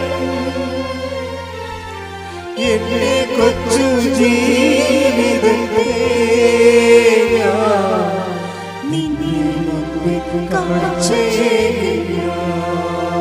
പരിശുദ്ധ പരമ ദിവ്യകാരുണ്യത്തിന് നേരവും ആരാധനയും സ്തുതിയും പുകഴ്ചയും ഉണ്ടായിരിക്കട്ടെ. സക്കേവുസിന്റെയും മത്തായിയുടെ വീട്ടിൽ കർത്താവ് ഭക്ഷണം കഴിക്കാൻ കയറിയപ്പോൾ ഉണ്ടല്ലോ, എല്ലാവരും വന്ന് വേലിക്ക പാത്തുനിന്ന് ഇങ്ങനെ വേലിക്ക മുകളിൽ തലയിട്ടുകൊണ്ട് നോക്കുകയാണ്. ഇതെന്ത് ഇവൻ്റെ വീട്ടിൽ കർത്താവ് കയറിയത്? ഇവൻ്റെ വീട്ടിൽ നിന്ന് എങ്ങനെ കർത്താവ് ഭക്ഷണം കഴിക്കണമെന്ന് കേട്ടപ്പോഴേ ആൾക്കാർക്കെല്ലാം മനസ്സിലായി സക്കേവുസും മത്തായിനെയും ദൈവം സ്നേഹിക്കുന്നുണ്ട് എന്ന് മനസ്സിലായി. അപ്പോഴേ അവിടെ നിന്ന് ആൾക്കാരൊക്കെ പറയും, നിങ്ങളും വാ എന്ന് വേലിക്ക ഇങ്ങനെ തലപൊക്കി നിൽക്കുന്ന ആൾക്കാരൊക്കെ വിളിക്കും മത്തായിയുടെ വീട്ടിൽ നിന്ന്. അവരും വന്ന്, അവർ പണ്ട് മത്തായിനെ പുച്ഛിച്ച ആൾക്കാരൊക്കെയാണ്, അവരും വന്ന് അവിടെ കൂടെ നിന്ന് ഭക്ഷണം കഴിച്ചിട്ട് ഇവരെ ഈ സ്നേഹത്തിൻ്റെ മുഖ്യധാരയെ കൊണ്ടുവരും. സക്കേവൂസിനാണെങ്കിൽ വല്ലാത്ത രണ്ടുപേരും മത്തായി പറഞ്ഞ്, കർത്താവേ എനിക്ക് പണി വേണ്ട കേട്ടോ, നിൻ്റെ സ്നേഹം ഉണ്ടെങ്കിൽ നിൻ്റെ തന്നെ മതി, ഞാൻ നിൻ്റെ കൂടെ വല്ല എഴുത്തും കുത്തുമായിട്ട് നടന്നേക്കാം. അങ്ങനെ മത്തായി കൂടെ പോന്നു. സക്കേവൂസ് പറഞ്ഞ, കർത്താവേ എന്നെ ജനത്തിന് എന്നെ വേണ്ട, ജനത്തിന് എന്നെ പുച്ഛമാണ്, ജനത്തിന് എന്നെ വൈരാഗ്യമാണ്. പക്ഷേ ഈ ജനം കണ്ട, ഈ ജനങ്ങളൊക്കെ നോക്കി നിൽക്കുമ്പോൾ നീ എൻ്റെ വീട്ടിൽ നിന്ന് ഭക്ഷണം കഴിച്ചില്ലേ, എനിക്കത് മതി, എനിക്ക് പിന്നെ ഈ സ്വത്തെന്തിനാ, എല്ലാം ഞാൻ കളയുകയാണ്, എത്ര വേണമെങ്കിലും ഞാൻ കൊടുക്കാം, എന്താണ് നീ എന്നിട്ട് വളർന്നാൽ മതി, ഞാൻ ചെറുതായാൽ മതി എന്ന്. കണ്ട സഖ്യഭൂഷ കണ്ട ശ്രുതികടെ ഹല്ലേലൂയ ഹല്ലേലൂയ ഹല്ലേലൂയ. യേശുവേ വലിയ വചന വെളിപാടിന് നന്ദി പറയുന്നു. Hallelujah hallelujah hallelujah. മഹത്വം മഹത്വം ആരാധന. Hallelujah hallelujah. ആരാധന ആരാധന യേശുവേ ആരാധന ആരാധന ആരാധന യേശുവേ ആരാധന. അതായത് കർത്താവിൻ്റെ ഈ സ്നേഹമില്ലേ, എല്ലാവരോടും കാണിക്കുന്നൊരു സ്നേഹമുണ്ട്, ആരെയും എഴുതി തള്ളത്തില്ല.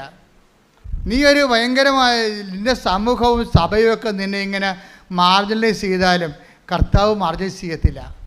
നിനക്കൊരു അവസരം തരും, നിനക്കൊരു ദിവസം തരും, നിനക്കൊരു ദിവസം ഉണ്ട്, അത് നിൻ്റെ രക്ഷയുടെ ദിവസമാണെന്ന് പറഞ്ഞുകൊണ്ട് കർത്താവ് വെയിറ്റ് ചെയ്യും. എത്ര കാലം വേണമെങ്കിലും കർത്താവ് നിനക്ക് വേണ്ടി വെയിറ്റ് ചെയ്യും. നിനക്ക് വേണ്ടി എത്ര കാലം വേണ്ടി വെയിറ്റ് ചെയ്യാൻ ഒരു ദൈവം ഉണ്ടപ്പോൾ നീ എന്തിനാ വിഷമിക്കേണ്ട? ദൈവം പോയതല്ലേ. ശ്രുതികടെ ഹല്ലേലൂയ ഹല്ലേലൂയ ഹല്ലേലൂയ ഹല്ലേലൂയ. മഹത്വം മഹത്വം ആരാധന. Hallelujah hallelujah. യേശുവേ നന്ദി.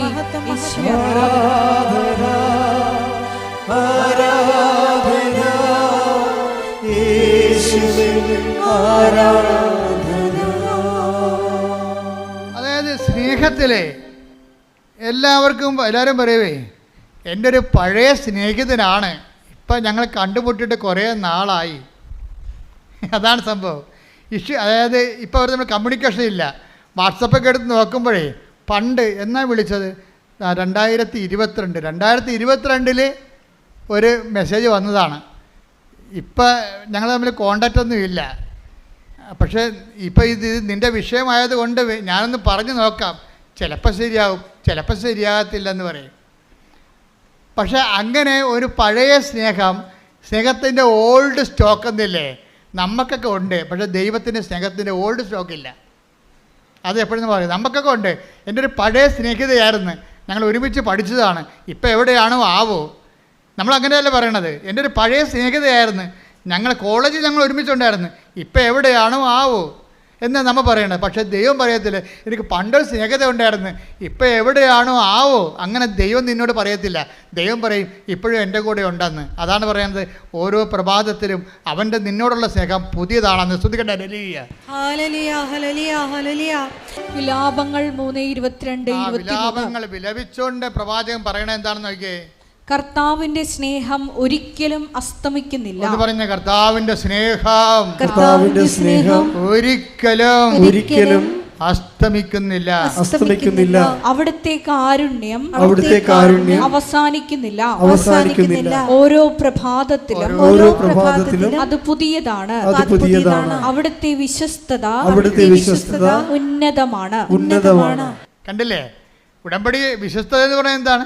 അവിടുത്തെ വിശ്വസ്തത അചഞ്ചലമാണ്. എന്ന് വെച്ചാൽ നീ ഉടമ്പടി ഇട്ടും പോയാലും നിൻ്റെ ദൈവം നിൻ്റെ ഉടമ്പടി ഇട്ട് പോകത്തില്ല. മനസ്സിലായില്ലേ? നീ ഉടമ്പടി ഇട്ട് പോയാലും നിൻ്റെ ഉടമ്പടി, നിന്നോട് ചെയ്ത ദൈവം ചെയ്ത ഉടമ്പടി ഇട്ട് പോകത്തില്ല. അപ്പം നിങ്ങളാരും പറയരുത് പണ്ട് ഞാൻ ഉടമ്പടിയിലായിരുന്നു ഇപ്പം അല്ലെന്ന് പറയരുത്. കർത്താവ് പറയും ഇപ്പോഴും ആണെന്ന് പറയും. കാര്യം എന്താണ്?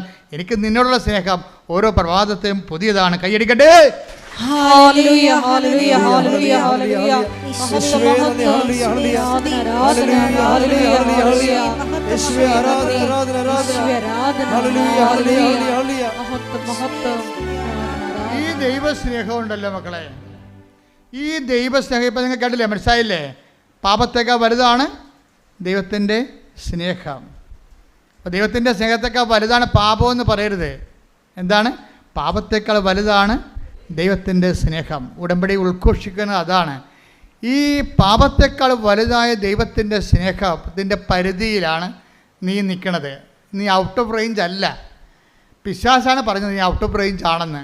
നീ ഔട്ട് ഓഫ് റേഞ്ച് അല്ല. വചനം പറഞ്ഞത് എന്താണ്? നീ ഇപ്പോഴും എൻ്റെ റേഞ്ചിലാണെന്നാണ് പറയുന്നത്. ശ്രുതിക്കട്ടെ hallelujah hallelujah hallelujah hallelujah hallelujah hallelujah യേശുവേ നന്ദി, ഹല്ലേലൂയ എന്നെ കുരിശോളം വലുതാക്കണേ, നിന്റെ സ്നേഹത്തിൽ നിഴലാക്കണേ, എന്നെ കുരിശോളം വലുതാക്കണേ, നിന്റെ സ്നേഹത്തിൽ നിഴലാക്കണേ. പരിശുദ്ധ പരമ ദിവ്യകാരുണ്യത്തിന് നേരവും ആരാധനയും സ്തുതിയും പുകഴ്ചയും ഉണ്ടായിരിക്കട്ടെ. പരിശുദ്ധ പരമ ദിവ്യകാരുണ്യത്തിന് നേരവും ആരാധനയും സ്തുതിയും പുകഴ്ചയും ഉണ്ടായിരിക്കട്ടെ. അപ്പോൾ നിങ്ങളെ പാപത്തെ അഡ്രസ്സ് ചെയ്യാത്തതിന് പകരം ദൈവസ്നേഹത്തെ അഡ്രസ്സ് ചെയ്യണം. അതിൻ്റെ ഫലം എന്താണ്? സ്നേഹത്തിൻ്റെ ഫലം എന്താണ്? സ്നേഹത്തിൻ്റെ ഫലം കൃപയാണ്. പറഞ്ഞ മനസ്സിലായില്ലേ? പാപത്തെ അഡ്രസ്സ് ചെയ്യാതെ എന്തിനെ അഡ്രസ്സ് ചെയ്യണം? ദൈവസ്നേഹത്തെ അഡ്രസ്സ് ചെയ്യണം. നിങ്ങളുടെ പത്രം കൊടുക്കുമ്പോൾ ദൈവസ്നേഹത്തെക്കുറിച്ച് കൊടുക്കണം. ഇന്നലെ ചാക്കോച്ച് ഒരു അപ്പച്ചൻ സാക്ഷ്യം പറഞ്ഞു. ചാക്കോച്ച് അപ്പച്ചൻ നമ്മുടെ ആദ്യം പറഞ്ഞ ജോസഫീന അമ്മച്ചിയുടെ ഭർത്താവാണ് ചാക്കോച്ച അപ്പച്ചൻ. അപ്പോൾ അപ്പച്ചന് മരിച്ചുപോയ ആളാണ്. 4 അറ്റാക്ക് വന്ന് മരിച്ചുപോയി. മരിച്ചുപോയപ്പോൾ അമ്മ കിടന്ന് കാറി. അമ്മ പണ്ട് 2019 ഉടമ്പടി എടുത്ത ആളാണ്. അപ്പം അമ്മ പറയണേ, കർത്താവ് അമ്മേ 2 കൊല്ലം കോവിഡായിട്ട് വരാൻ ഒത്തില്ല. പിന്നെ എനിക്ക് തോന്നി നിനക്ക് എന്നോട് സ്നേഹമില്ലെന്ന്. അതിനൊക്കെ മറുപടി വേണം ഇപ്പോൾ പറഞ്ഞുകൊണ്ടിരിക്കുന്ന പരിശുദ്ധാത്മാവ്. കേട്ടില്ലേ? അമ്മ 2 കൊല്ലം 2019 ഞാൻ ഉടമ്പടി എടുത്തതാണ്. പിന്നെ 2 കൊല്ലം കോവിഡായ എനിക്ക് വരാൻ ഒത്തില്ല. അപ്പോൾ എനിക്ക് എൻ്റെ വയസ്സ് 60ആയി. അപ്പോൾ ഞാൻ ഓർത്തിന് 60 വയസ്സുകാർക്ക് പുതുക്കി കിട്ടത്തില്ലെന്ന് ഓർത്തുകൊണ്ട് ഞാൻ പിന്നെ ഉടമ്പടി ഉപേക്ഷിച്ചു. എൻ്റെ തിരി തീർന്ന്, എൻ്റെ ഉപ്പ് തീർന്ന്, എൻ്റെ അകപ്പാടെ ഉള്ളത് എൻ്റെ കാശുരൂപം മാത്രം. അമ്മേ, ഈ ഉടമ്പടി ഇപ്പോഴും നിലനിൽക്കുന്നുണ്ടെങ്കിൽ, ഈ കാശുരൂപത്തിൽ ഇപ്പോഴും നിൻ്റെ ശക്തി ഉണ്ടെങ്കിൽ എൻ്റെ മരിച്ചുപോയ ഭർത്താവ് തിരിച്ചു വരണം. അപ്പോൾ ഡോക്ടർ പറഞ്ഞ് തിരിച്ചു വരത്തില്ല, മരിച്ചുപോയി. എല്ലാ ഡോക്ടർമാരും വന്ന് പൾസെടുത്ത് പോകുന്നു, എന്നിട്ട് മരിച്ചുപോയി എന്ന് പറഞ്ഞു. അപ്പോഴേ ഇവൾ പറയും മരിച്ചിട്ടില്ല, അമ്മയുടെ ഞാൻ ഉടമ്പടി എടുത്തതാണെന്ന് പറയുമ്പോൾ 10 മിനിറ്റ് കഴിഞ്ഞ് അപ്പം കണ്ണു തുറക്കും. Hallelujah hallelujah hallelujah. പരിശുദ്ധ പരമദിവ്യകാരുണ്യത്തിന് നേരവും ആരാധനയും സ്തുതിയും പുകഴ്ചയും ഉണ്ടായിരിക്കട്ടെ. എന്നിട്ട് ഈ അപ്പം പറഞ്ഞൊരു വാക്കുണ്ട്. അങ്ങനെ പറഞ്ഞ അടിപൊളി വർത്തമാനാണ്. പണ്ട് ഞാൻ ഒരു പണി ചെയ്യായിരുന്നു. ഞാൻ കോവിഡ് കാലത്തൊക്കെ ഇവിടെ വരുമായിരുന്നു. കോവിഡ് കാലത്ത് ആരും ഇവിടെ വന്നില്ലല്ലോ. വന്നിട്ടുണ്ടായിരുന്നു, ഒത്തിരി ആൾക്കാർ വന്നായിരുന്നു. വന്ന് വാതിക്കൽ നിന്ന് മാതാവേ എന്ന് വിളിച്ചിട്ട് പോകും. അത് വലിയൊരു കാഴ്ചയായിരുന്നു, സഹിക്കാനാവാത്തൊരു കാഴ്ചയായിരുന്നു. അമ്മേ എന്നൊക്കെ വിളിച്ചിട്ട് പോകും. അവിടെ ആ ഗേറ്റ് പൂട്ടിക്കിടന്ന ഗേറ്റേ കണ്ടുകൊണ്ട് പോലീസൊക്കെ ഇവിടെ നിൽക്കുകയായിരുന്നു. ആരോടാണ് ഞങ്ങൾ സംസാരിക്കണത്? അവരെ അറസ്റ്റ് ചെയ്യാൻ വേണ്ടി. അത്രയും മോശമായപ്പെട്ടൊരു കാലം ഉണ്ടായിരുന്നു. അപ്പോൾ അമ്മേ എന്നവിടെ വിളിക്കും. അപ്പോഴേ ഇങ്ങനെ അപ്പം അമ്മയെന്ന് വിളിച്ചെഴുതും പറയും, അമ്മയുടെ എന്തെങ്കിലും പത്രം ഉണ്ടാകുന്ന ചോദിക്കും ബാക്കി. അപ്പോൾ ഇവിടെ 90,000 പത്രം ബാക്കി വന്നായിരുന്നു. കോവിഡ് തീരുമ്പോൾ ലോക്ക്ഡൗൺ ആകുമ്പോൾ 90,000 പത്രം അമ്മയുടെ ബാക്കി വന്നായിരുന്നു. എന്നിട്ട് ഈ കോവിഡ് കാലത്ത് ഓരോരുത്തരും വന്നിട്ട് ഈ പത്രം വാങ്ങിച്ചുകൊണ്ട് പോകും. അവരെന്തെല്ലാം ചെയ്തെന്ന് നമുക്കറിയത്തില്ല. കാര്യം അമ്മയുടെ കൈയാണ് കാലാണെന്നും പറഞ്ഞാണ് ജനം ഇത് അനുഭവിച്ചത്. ഈ കാലഘട്ടങ്ങളിലെല്ലാം അവർക്കെല്ലാം അത് ശരിയായി തീരുകയും ചെയ്തിട്ടുണ്ട്. അപ്പോഴെന്താ അമ്മയുടെ പത്രം വാങ്ങിച്ചുകൊണ്ട് പോയിട്ട് ഈ അപ്പം കുന്നംകുളത്തുകാരനാണ്, അർണാട്ടുകാർ എരുമപ്പെട്ടിക്കാരനാണ്. അപ്പോൾ ഈ അപ്പൻ എന്താ ചെയ്യണമെന്ന് വെച്ച് കഴിഞ്ഞാൽ ഈ പത്രം ഈ കോവിഡ് കാലത്ത് കൊണ്ട് നടന്ന് കാണുന്നവർക്കെല്ലാം പത്രം കൊടുക്കും. പിന്നെ അത് തീരുമ്പോൾ അടുത്ത മാസം വന്ന് കുറേ പത്രം മേടിച്ചുകൊണ്ട് പോകും. അമ്മയാണ് ഉടമ്പടി എടുത്തത്, അപ്പനാണ് ജോലി ചെയ്യണത്. എന്നിട്ട് ഈ അപ്പൻ അമ്മയോട് പറയും, അമ്മേ വെയിലത്ത് കൊണ്ട് പത്രം കൊണ്ട് നടക്കണേ, കോവിഡ് കാലത്ത് പത്രം കൊണ്ട് നടക്കുമ്പോൾ അപ്പൻ അമ്മയോട് പറയും, ആരോട്? പരിശുദ്ധ അമ്മയോട് പറയും, അമ്മേ നിൻ്റെ ജോലിയാണ് ഞാൻ ചെയ്യണത്, നിന്നെയും ചുമന്നുകൊണ്ട് നടക്കുകയാണ്, ഈ ചുമട്ടുകൂലിയെങ്കിലും തരണേ. തമാശ പറയണതാണ്. കാര്യം അവർക്കൊക്കെ സംസാരിക്കാനുള്ള സ്വാതന്ത്ര്യമുണ്ട്. ദൈവത്തിൻ്റെ സ്നേഹത്തിൻ്റെ ഒരു ഗുണവതാണ്. ദൈവത്തിൻ്റെ സ്നേഹം നമ്മളോട് തെമ്മാടിത്തരം ദൈവത്തോട് പറയാൻ നമുക്ക് ഒരു സ്വാതന്ത്ര്യം കിട്ടും. ഞാൻ കുറേ അമ്മയോട് അങ്ങനെയൊക്കെ പറയുന്ന ആളാണ്. എൻ്റെ മുമ്പിൽ ഒരു യോഗ്യതയുമില്ല വന്ന്, എൻ്റെ പൗരോഹിത്യത്തിൻ്റെ യോഗ്യതയല്ലേ ഉള്ളൂ എനിക്ക്. പിന്നെ ഞാൻ ചെയ്ത സുവിശേഷ വേല അത് എന്നേക്കാൾ ചെയ്ത എത്രയോ പേരുണ്ട്. അപ്പോൾ എന്നിട്ട് എന്തുകൊണ്ടാണ് ഈ കൃപാസന ആൾക്കാരെ വന്ന് സമയഘടികാരം കാണിച്ചത് എന്നൊരു വല്ലാത്തൊരു സ്നേഹം തോന്നിയിട്ടില്ലേ? അപ്പോൾ ആ ഒരു സ്വാതന്ത്ര്യം നമുക്കുണ്ട്. ആ സ്വാതന്ത്ര്യം എടുത്തിട്ടാണ് ഞാൻ നിങ്ങളുടെ ചില കാര്യങ്ങൾ സെറ്റ് ചെയ്യണത്. അപ്പോഴേ ഈ അപ്പൻ എന്താ പറയണം, അമ്മേ ഞാൻ നിന്നെയും ചുവന്നുകൊണ്ട് വെയിലത്ത് നടക്കുകയാണ്, ഈ ചുമട്ടുകൂലിയെങ്കിലും തരണേ. പക്ഷേ പുള്ളിക്കാരൻ തമാശന് പറഞ്ഞതാണ്. പക്ഷേ പുള്ളിക്കാരത്തി അത് കാര്യമായിട്ട് എടുത്ത്. ഈ 4ാമത്തെ അറ്റാക്കിൽ ആൾ വീണുപോയി, മരിച്ചതിന് ഡോക്ടർ വന്ന 3-4 ഡോക്ടർമാർ മരിച്ചെന്ന് പറഞ്ഞാണ്. പെട്ടെന്ന് ചാര നിറത്തിൽ ഒരു സ്ത്രീ വരും. അപ്പോൾ ഈ മനുഷ്യൻ ചെളിയിൽ മണ്ണിൻ്റെ അടി പൊണ്ട് ചെളി കിടക്കുകയാണ്.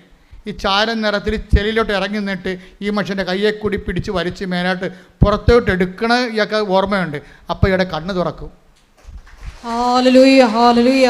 അപ്പോഴേ ആ ചേച്ചി വന്ന് പറയും, ഞാൻ ഉടമ്പടി മാതാവിനെ ഈ കാശുരം മാത്രമേ എൻ്റെ കയ്യിലുള്ളൂ, ഈ വെന്റിലേറ്ററിനെ പറയുന്നതുകൊണ്ട് ഞാൻ വിളിക്കുകയായിരുന്നു, എൻ്റെ ഉടമ്പടി മാതാവേ എനിക്ക് വേറെ ആരുമില്ല, എൻ്റെ ചേട്ടൻ മാത്രമേ ഉള്ളെന്ന് പറയുമ്പോഴും ഈ ചെളിയിൽ നിന്ന് പിടിച്ച് ചാര നിറത്തിലുള്ള ചേടത്തി ഈ ആളെ പൊക്കിക്കൊണ്ട് വരണത് ഒരേ സമയത്താണ്. അപ്പോഴവർക്ക് രണ്ടുപേർക്കും മനസ്സിലായി കൃപാസനത്തിൻ്റെ ഉടമ്പടി നിന്ന് ഫലിക്കുകയാണ്. അന്ന് പറഞ്ഞില്ലേ, അമ്മേ ചുമട്ടുകൂലിയെങ്കിലും തരണേന്ന് ചോദിച്ചപ്പോൾ ചുമട്ടിന് എടുത്തുകൊണ്ട് വന്ന ആരാണ്? അമ്മയാണ്. ചുമട്ട് കൂലിയല്ല കൊടുത്തത്, അവനെ തന്നെ ചുമക്കണം അമ്മ ചെയ്തത്. ശ്രുതികട്ടെ ഹല്ലേലൂയ.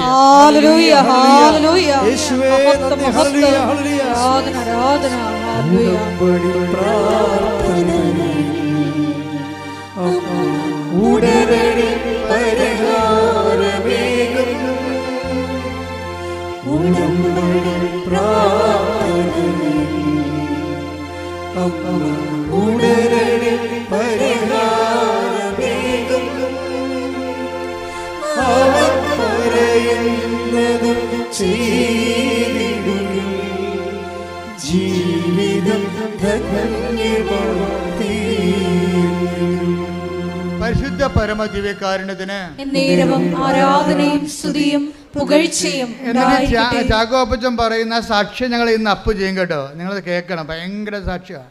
അമ്മച്ചി പല രീതിയിൽ പറയുന്നുണ്ടെങ്കിൽ അപ്പൻ്റെ സാക്ഷ്യം ഭയങ്കര ഇടിച്ചു മുഴക്കി നിൽക്കണം. അമ്മയുടെയും കൊള്ളാം, നമുക്ക് വേറെ ചില അനുഭവങ്ങളുണ്ട്, അതുകൊണ്ടാണ് അവരാദ്യം പറയണത്. പക്ഷേ എന്ത് സംഭവിച്ചാൽ അപ്പം പറഞ്ഞ വേറൊരു കാര്യമുണ്ട്. ഞാൻ ഈ കോവിഡ് കാലത്തും അല്ലാത്ത കാലത്തുമൊക്കെ എവിടെയെങ്കിലും കൃപാസനം പത്രം ഏതെങ്കിലും പള്ളിയിലോ അല്ലെങ്കിൽ പൊതുസ്ഥലത്തോ ഇരിക്കണ കണ്ട ഞാൻ എൻ്റെ അമ്മയെന്ന് പറഞ്ഞ് എടുത്തുകൊണ്ട് പോയിട്ട് ഞാൻ എല്ലാവർക്കും കൊടുക്കും. എന്നിട്ട് ഞാൻ അവരെക്കുറിച്ച് അമ്മയെക്കുറിച്ച് പറയും അവരോട്. എൻ്റെ മക്കളെ അത് എപ്പോഴും ഇന്നലെ ഒരു യൂത്ത് ഇവിടെ സാക്ഷ്യം പറഞ്ഞ്, അതായത് എൻ്റെ ഒരു സ്ഥിരം പരിപാടി എന്ന് പറയണത് ആരെ കണ്ടാലും ഞാൻ അമ്മയെക്കുറിച്ച് പറയും, ദൈവത്തെക്കുറിച്ച് പറയും. ഞാൻ ബസ്സിൽ വെച്ച് കണ്ടാലും എനിക്ക് തോന്നും ദൈവത്തെക്കുറിച്ച് അവരോട് പറയണമെന്ന് തോന്നും.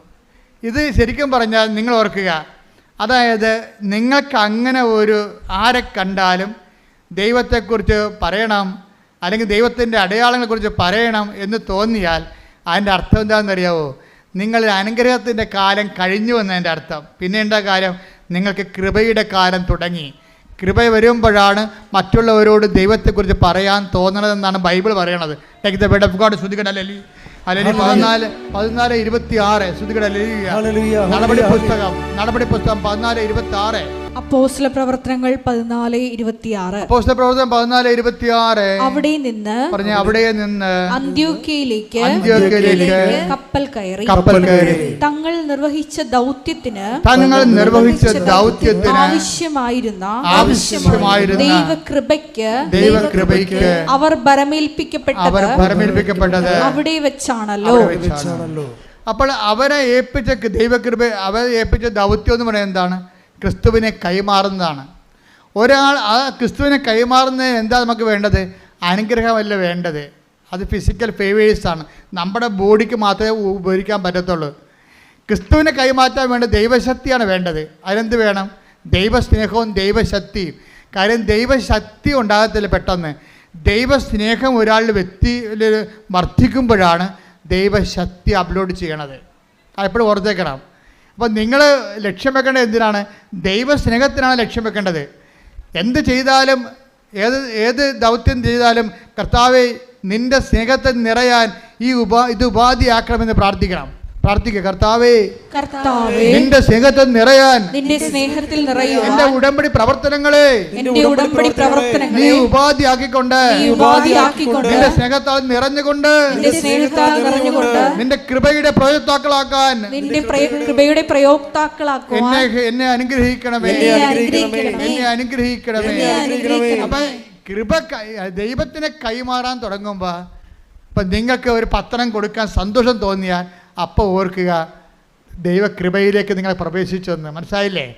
അതുവരെ ഇപ്പം നിങ്ങളുടെ IELTS പാസ്സായ അനുഗ്രഹമാണത്, 10 വിത്തല്ല അനുഗ്രഹമാണത്, നിങ്ങളുടെ കല്യാണം നടന്ന അനുഗ്രഹമാണത്, നിങ്ങളുടെ ജോലി കിട്ടിയ അനുഗ്രഹമാണത്. പക്ഷേ നിങ്ങൾക്ക് കർത്താവിനെ കൈമാറാൻ തോന്നിയാൽ അത് കൃപയാണ്. കൈയടിക്കട്ടെ.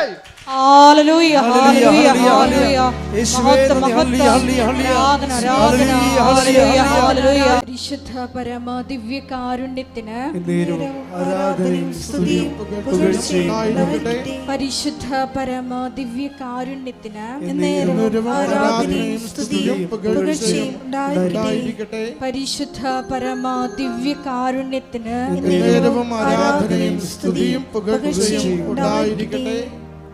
ദിവ്യകാരുണ്യനാഥ, സാക്ഷ്യങ്ങളിലൂടെ ഞങ്ങളോട് സംസാരിച്ച ദൈവസ്നേഹത്തിന് ഞങ്ങൾ നന്ദി പറയുന്നു. മരിയൻ ഉടമ്പടി അത് നമ്മൾ ഓരോരുത്തരും ദൈവത്തോട് ചെയ്യുന്ന വലിയ വാഗ്ദാനമാണ്. അത് നിത്യതയോളം നിലനിൽക്കുന്നു. കാരണം അതിൻ്റെ മറ്റൊരു കക്ഷി ദൈവമാണെന്നുള്ള വലിയ ബോധ്യം ഞങ്ങൾക്ക് നൽകിയതിന് നന്ദി പറയുന്നു.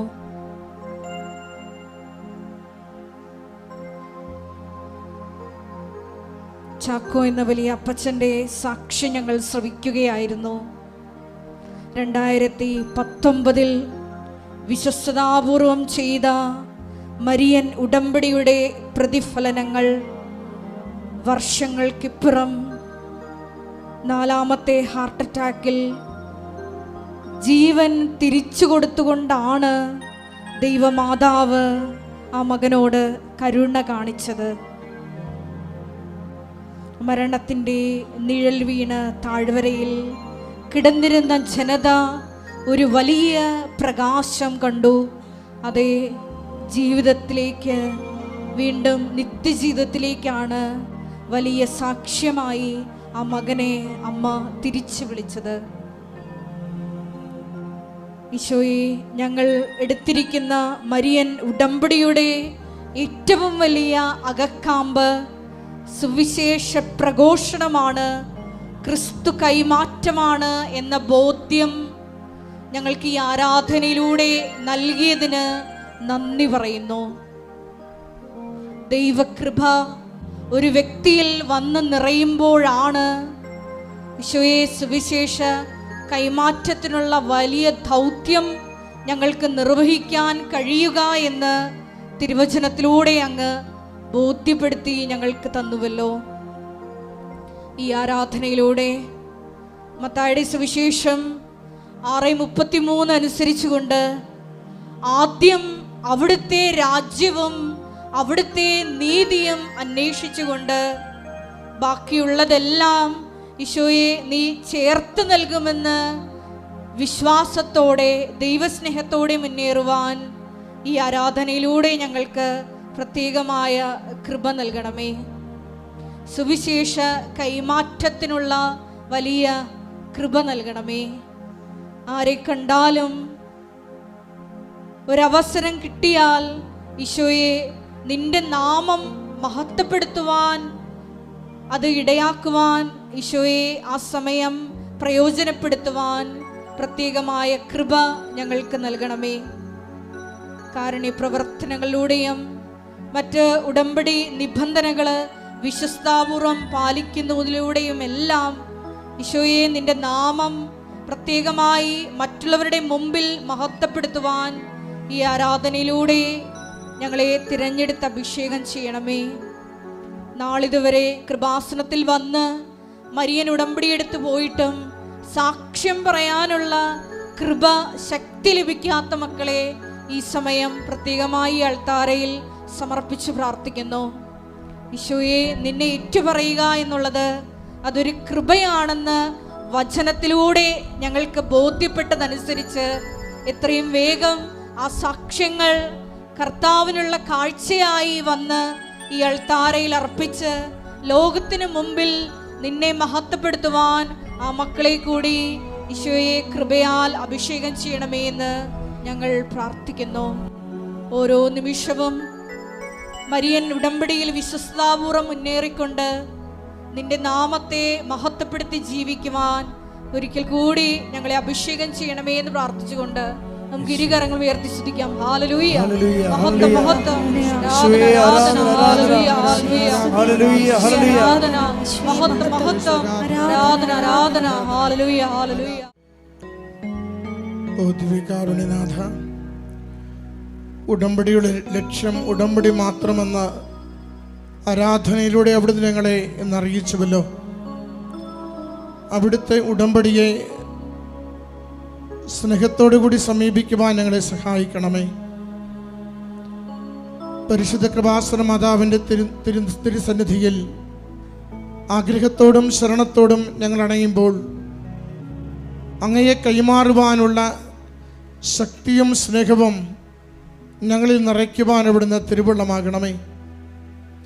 ഞങ്ങളുടെ സ്വാർത്ഥതകളെ, വെറുപ്പുകളെ, കലഹങ്ങളെ, അഹന്തയെ കുറയ്ക്കുന്നതിന് ഞങ്ങളെ അവിടുന്ന് സഹായിക്കണമേ. ഈശോയെ, അവിടുത്തെ കരുണ, അവിടുത്തെ സ്നേഹം, അവിടുത്തെ സമാധാനം, അവിടുത്തെ ക്ഷമ, സഹനം ഞങ്ങളുടെ ജീവിതത്തിൽ ശീലിക്കുവാൻ ഞങ്ങളെ ഇവിടുന്ന് പഠിപ്പിക്കണമേ. ഉടമ്പടി ജീവിതം ദൈവനാമ മഹത്വ ജീവിതമെന്ന് തിരിച്ചറിയുവാൻ ഞങ്ങളെ ഇവിടുന്ന് സഹായിക്കണമേ. ദൈവസ്നേഹത്താൽ ഓരോരുത്തരോടും ഇടപഴകുവാൻ ഞങ്ങളെ ഇവിടുന്ന് അനുഗ്രഹിക്കണമേ. ഭൗതികമായ നേട്ടങ്ങൾക്കപ്പുറം അവിടുത്തെ നാമത്തെ ലോകത്തിന് കൈമാറുവാൻ, അവിടുത്തെ സ്നേഹത്തെ ഓരോ പ്രഭാതത്തിലും പുതുതായി പങ്കുവയ്ക്കുവാൻ, അവിടുന്ന് ഞങ്ങളെ കരുതുന്നത് പോലെ ഞങ്ങളെ ഏൽപ്പിച്ചു തന്നിരിക്കുന്ന ഓരോരുത്തരെയും കരുതലോടുകൂടി സ്നേഹിക്കുവാൻ ഞങ്ങളെ അവിടുന്ന് സഹായിക്കണമേ. പരിശുദ്ധ കൃപാസന മാതാവിൻ്റെ സവിശേഷമായ സംരക്ഷണം, അത്ഭുതകരമായ അടയാളങ്ങളിലൂടെ ഞങ്ങളുടെ ജീവിതങ്ങളെ കൂടുതൽ വിശ്വാസത്തിൽ ആഴപ്പെടുത്തുവാൻ അവിടുന്ന് ഈ നാളുകളിൽ ഞങ്ങളെ സഹായിക്കണമേ. ഇത്ര ദൂരം സഞ്ചരിച്ച് ത്യാഗത്തോടെ അമ്മ മാതാവിൻ്റെ തിരുനടയിൽ അവിടുത്തെ ദിവ്യകാരുണ്യത്തിൻ്റെ സന്നിധിയിൽ ഞങ്ങളെ തന്നെ സമർപ്പിച്ച് പ്രാർത്ഥിക്കുമ്പോൾ അവിടുത്തെ ദിവ്യമായ സ്നേഹം അനുഭവിക്കുവാൻ, ഞങ്ങളെ വേദനിപ്പിച്ചവരെയും ഞങ്ങൾ വേദനിപ്പിച്ചവരെയും ഞങ്ങൾ ക്ഷമ കൊടുത്തും ഞങ്ങൾക്ക് ക്ഷമ തേടിയും ഈശോയെ അവിടുത്തെ സന്നിധിയിൽ കൃപകൾക്ക് വേണ്ടി പ്രാർത്ഥിക്കുവാൻ അനുഗ്രഹിക്കണമേ. അനുഗ്രഹത്തിൽ നിന്നും കൃപയിലേക്ക് ഞങ്ങളുടെ ജീവിതത്തെ വളർത്തണമേ. ഈശോയെ, ഞങ്ങളുടെ താൽക്കാലികമായ നന്മകൾക്ക് വേണ്ടി ആവർത്തിച്ച് പ്രാർത്ഥിക്കുന്നതിനപ്പുറം അവിടുത്തെ നാമത്തെ കൂടുതൽ പേരിലേക്ക് കൈമാറുന്നതിന് ഞങ്ങളുടെ ജീവിതത്തെ വളർത്തുവാൻ അവിടുന്ന് അനുഗ്രഹിക്കണമേ. ഉടമ്പടിയിൽ ഞങ്ങൾക്ക് ആഴപ്പെട്ട ബോധ്യങ്ങൾ നൽകണമേ. ഉടമ്പടി ജീവിതത്തിൽ ഞങ്ങൾക്ക് വളർച്ച നൽകണമേ. ഞങ്ങളുടെ സ്വാർത്ഥതകളെ കുറച്ചുകൊണ്ട് അവിടുത്തെ സ്നേഹത്തിന് വളരുവാൻ ഞങ്ങളെ സഹായിക്കണമേ. അമ്മ മാതാവേ, ദൈവേഷ്ടത്തിന് കീഴ്വഴങ്ങിക്കൊണ്ട് ദൈവിക പദ്ധതിയോട് പൂർണ്ണമായി ചേർന്ന് നിന്നുകൊണ്ട് രക്ഷാകര ദൗത്യം പൂർത്തീകരിക്കുന്നതിന് തിരുക്കുമാരനെ സജ്ജമാക്കിയതുപോലെ ഈ കാലത്തിൽ ഈ ലോകത്തിൽ ദൈവനാമത്തെ മഹത്വപ്പെടുത്തിക്കൊണ്ട് സുവിശേഷവൽക്കരണത്തിന് പങ്കാളികളാകുവാൻ ഞങ്ങൾ ഓരോരുത്തരെയും പ്രത്യേകമാവിധം സഹായിക്കണമേ. ഉടമ്പടി ജീവിതത്തിൽ അവിടുത്തെ നാമത്തെ പ്രകീർത്തിച്ചുകൊണ്ട് അവിടുത്തെ അടയാളങ്ങളെ സാക്ഷ്യപ്പെടുത്തിക്കൊണ്ട് ഞങ്ങൾ കൈമാറുന്ന അവിടുത്തെ വചനത്തിൻ്റെ, അവിടുത്തെ സ്നേഹത്തിൻ്റെ, അവിടുത്തെ ശക്തമായ ഇടപെടലുകളുടെ കൃപാസനം പത്രം അത് ദൈവസ്നേഹത്തോടുകൂടി കൈമാറുവാൻ ഞങ്ങളെ സഹായിക്കണമേ. കൃപയുടെ ഉപകരണങ്ങളായി ഞങ്ങളെ മാറ്റുവാൻ അവിടുന്ന് സഹായിക്കണമേ. ഈശോനാഥ, ഞങ്ങളായിരിക്കുന്ന അവസ്ഥകളെ, ഞങ്ങളുടെ എല്ലാ മരണത്തിൻ്റെ മേഖലകളെ, പാപത്തിൻ്റെ മേഖലകളെ അവിടുന്ന് അറിയുന്നുവല്ലോ. അവിടുത്തെ സ്നേഹത്താൽ പാപത്തെ വെറുത്തുപേക്ഷിക്കുവാൻ ഞങ്ങളെ അവിടുന്ന് ശക്തിപ്പെടുത്തണമേ. അവിടുത്തെ കൃപ കൊണ്ട് ഞങ്ങളുടെ ജീവിതങ്ങളെ നിറയ്ക്കണമേ. സമാധാനത്താൽ നയിക്കണമേ. സ്നേഹത്താൽ പ്രത്യാശയോടുകൂടി ഏത് വലിയ പ്രശ്നത്തിനും അടിയുറച്ചെങ്കിൽ ശരണപ്പെട്ട് ജീവിക്കുവാൻ ഞങ്ങളെ അവിടുന്ന് സഹായിക്കണമേ. ഓരോ സങ്കടത്തെയും ഏറ്റെടുക്കണമേ. ഓരോ കണ്ണീരിനെയും ഏറ്റെടുക്കണമേ. എല്ലാ തകർച്ചകളെയും ഏറ്റെടുക്കണമേ. അവിടുത്തോട് ചേർന്ന് സഹിക്കുവാൻ ശക്തി നൽകിക്കൊണ്ട് അവിടുത്തെ കൃപ സ്വീകരിക്കുവാൻ ഞങ്ങളെ സഹായിക്കണമേ. ഞങ്ങളുടെ എല്ലാ ക്ലേശങ്ങളിലും, ഞങ്ങളുടെ എല്ലാ ദുഃഖങ്ങളിലും ഈശോയെ അവിടുത്തെ നാമം മഹത്വപ്പെടട്ടെ. ഞങ്ങൾ ഇല്ലാതായാലും മരണപ്പെട്ടാലും അവിടുത്തെ നാമം മഹത്വപ്പെടട്ടെ. അങ്ങയ്ക്ക് വേണ്ടി ഓരോ നിമിഷം ജീവിക്കുവാൻ ഞങ്ങളെ അവിടുന്ന് സഹായിക്കണമേ. പ്രയോജനരഹിതരായ ദാസന്മാരെ പോലെ ഉത്തരവാദിത്തങ്ങൾ നിർവഹിച്ചുകൊണ്ട് ദൈവനാമത്തെ പ്രകീർത്തിക്കുന്നതിന് വേണ്ടി ഈ ഉടമ്പടി ജീവിതം ഉപയോഗിക്കുവാൻ ഞങ്ങളെ അവിടുന്ന് സഹായിക്കണമേ. ഈശോയെ, ഈ നിമിഷങ്ങളിൽ ഞങ്ങളുടെ ആത്മശരീരങ്ങളിലൂടെ, മനസ്സുകളിലൂടെ കടന്നു പോകുന്ന ഓരോ നിയോഗത്തിന്റെ മേലും, ഞങ്ങൾ ആഗ്രഹിച്ച് പ്രാർത്ഥിക്കുന്ന എല്ലാ അപേക്ഷകളുടെ മേലും അവിടുത്തെ ആശീർവാദത്തിന്റെ വലതുകരം വിരിക്കണമേ. ഈശോയെ, അവിടുത്തെ സ്നേഹിക്കുവാൻ ഞങ്ങളെ സഹായിക്കണമേ. ഈശോയെ, അവിടുത്തെ കൃപ നിറയും വിധം അവിടുത്തെ ശക്തി നിറയുവാൻ അവിടുന്ന് സഹായിക്കണമേ. ഈശോയെ, അവിടുത്തെ കൈമാറുന്നതിന്, അവിടുത്തെ കുറിച്ച് സംസാരിക്കുന്നതിന് ഞങ്ങളുടെ അധരങ്ങളെ അവിടുന്ന് ശക്തിപ്പെടുത്തണമേ. ഞങ്ങളുടെ ഹൃദയത്തിൽ അവിടുത്തെ വചനം നൽകി സഹായിക്കണമേ. അവിടുത്തെ ദിവ്യ സ്നേഹത്താൽ ഞങ്ങളെ നിറയ്ക്കണമേ. ഒരുമിച്ച് അവിടുത്തെ നാമത്തെ മഹത്വപ്പെടുത്തി സ്തുതിച്ച് പ്രാർത്ഥിക്കുന്നു. ഹല്ലേലൂയ. യേശുവേ, സ്തുതി കർത്താവേ, ആരാധന മഹത്വം കർത്താവേ, നന്ദി കർത്താവേ, സ്തുതി കർത്താവേ. അവിടുത്തെ നാമത്തിന് മഹത്വം കർത്താവേ, അവിടുത്തെ കൃപയാൽ നിറയ്ക്കണമേ കർത്താവേ. ഹല്ലേലൂയ. സ്തുതി കർത്താവേ, ആരാധന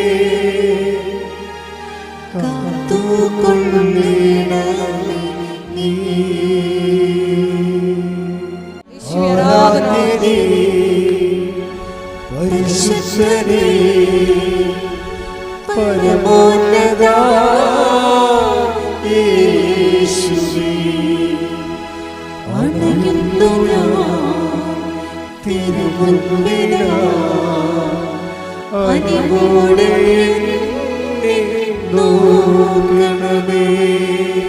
ആരാധനേ പരിശുദ്ധനേ, പരമോന്നതാ യേശുവേ, അണയുന്നു ഞാൻ തിരുമുൻപിലാ, അനിവോടെ എന്നെ നോക്കണമേ. എല്ലാവരും മുട്ടി നിൽക്കുക. കൈകൾ കൂപ്പി ഭക്തിയോടെ നിൽക്കണം.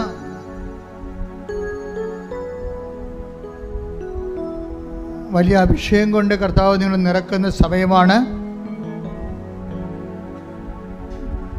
നിങ്ങളുടെ രോഗങ്ങൾ അതെന്ത് തന്നെയായാലും കർത്താവ് ഏറ്റെടുക്കുന്ന സമയമാണ്. നിങ്ങളുടെ ഹൃദയഭാരങ്ങൾ നിങ്ങൾക്കെല്ലാവർക്കും കർത്താവിൻ്റെ അടുത്താരെ കയറി ഉശിരോടെ സാക്ഷ്യം പറയാൻ പറ്റുന്ന ഒരു ദിവസം സമ്മാനമായി ദൈവം നിങ്ങൾക്ക് തരും. നമുക്ക് സന്തോഷത്തോടെ അമ്മയുടെ മാധ്യസ്ഥത്തിന് നമ്മളതിനെ സമർപ്പിക്കാം. കർത്താവേ, നിൻ്റെ വിശുദ്ധ പൗരോഹിത്യത്തെ മഹത്വപ്പെടുത്തണമെന്ന് പ്രാർത്ഥിക്കുന്നു. കർത്താവേ, സഭയിലുള്ള സാന്നിധ്യം പ്രകടമാക്കണമെന്ന് പ്രാർത്ഥിക്കുന്നു. കർത്താവേ, സ്തുതിയുടെ മക്കളെ എന്റെ കർത്താവിന്റെ ഉന്നതമായ നാമത്തിലെ കർത്താവിന്റെ ഓരോ മക്കൾക്കും വേണ്ടി പ്രാർത്ഥിക്കുന്നു. കർത്താവേ, നിന്റെ തിരുമുറുവാർന്ന വലതുകരം, ആണിപ്പെടുത്താറുന്ന അനുഗ്രഹത്തിന്റെ കരങ്ങള്, ആണിപ്പെടുത്താറുന്ന അനുഗ്രഹത്തിന്റെ കരങ്ങള് ഓരോ മകന്റെ മേലും ഓരോ മകളുടെ മേലും കർത്താവെ പതിപ്പിക്കണമെന്ന് പ്രാർത്ഥിക്കുന്നു. കർത്താവേ, സ്വർഗം തുറക്കണമേ. കർത്താവേ, അങ്ങയുടെ വിശുദ്ധ രക്തത്തിന്റെ വിലയായ പരിശുദ്ധാത്മാവിനാൽ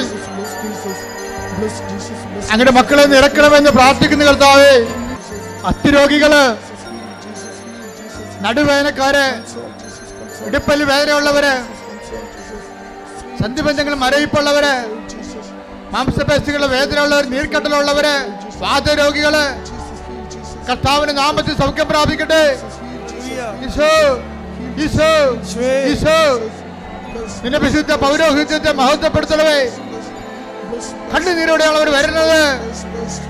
ഞാനവരെ ആശ്വസിപ്പിച്ച് പറഞ്ഞേക്കും. എന്നാൽ ചെയ്ത കർത്താവിന്റെ വാക്കുകള് ഇപ്പോൾ നിറവേറട്ടെ, ഇവിടെ നിറവേറട്ടെ. മക്കളില്ലാത്തവര്, സാമ്പത്തിക കടങ്ങളെ പല വലയുന്നവര്,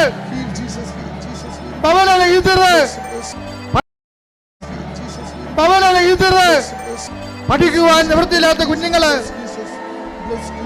ജോലിയില്ലാത്തവര്, ജപ്തി നടപടി നേരിടുന്നവര്,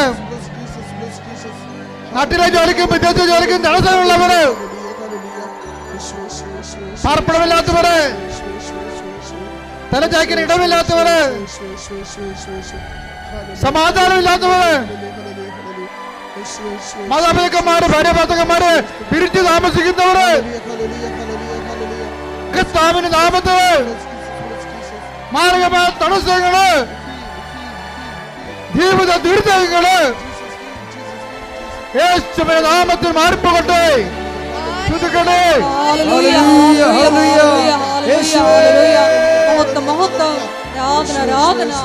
ആരോഗ്യം സുഖപ്പെട്ടുകൊണ്ട് നിങ്ങളുടെ നാമത്തെ ആരാധനയിലൂടെ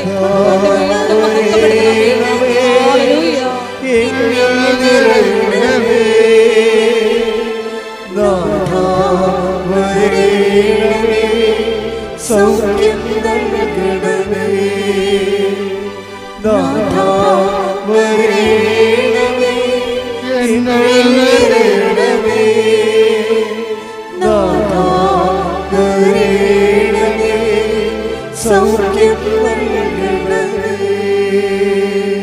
എന്റെ മക്കൾ മൗനമായിട്ട് കർത്താവിനെ നിന്റെ ജീവിതത്തിന്റെ അവസ്ഥകള് ഈശോയെ ഏൽപ്പിച്ച് പരിശുദ്ധ അമ്മയുടെ മാധ്യസ്ഥത്തില് അമ്മ മാതാവ് പ്രത്യക്ഷപ്പെട്ടിട്ട് ഒരു പ്രത്യേക പ്രാർത്ഥനാരൂപം നൽകണത് ലോകത്തിൽ ഇവിടെ മാത്രമാണെന്ന് ഓർക്കണം. അതുകൊണ്ട് തന്നെ നീ എടുത്തിരിക്കുന്ന ഉടമ്പടിയിൽ സത്യസന്ധയോടെ ജീവിക്കാൻ ആവശ്യമായ കൃപയ്ക്ക് വേണ്ടി ഇടിമുഴക്കം പോലെ ശ്രദ്ധിക്കട്ടെ.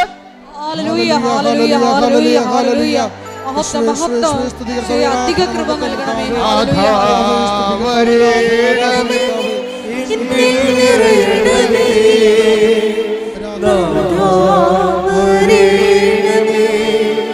സൗഖ്യം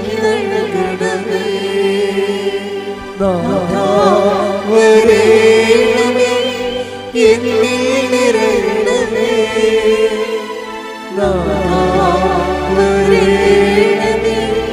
സൗഖ്യം നൽകണമേ. എല്ലാവരും വീണ്ടും നിങ്ങളുടെ ഉടമ്പടിയുടെ അവശേഷിക്കുന്ന വിശേഷങ്ങൾ പരിശുദ്ധമ്മയുടെ മാധ്യസ്ഥത ദിവ്യകാരുണ്യത്തിന് സമർപ്പിക്കുന്ന ദൈവികമായ നിമിഷമാണ്. ഓൺലൈനിലുള്ളവരും പ്രാർത്ഥിച്ച് സമർപ്പിക്കുക.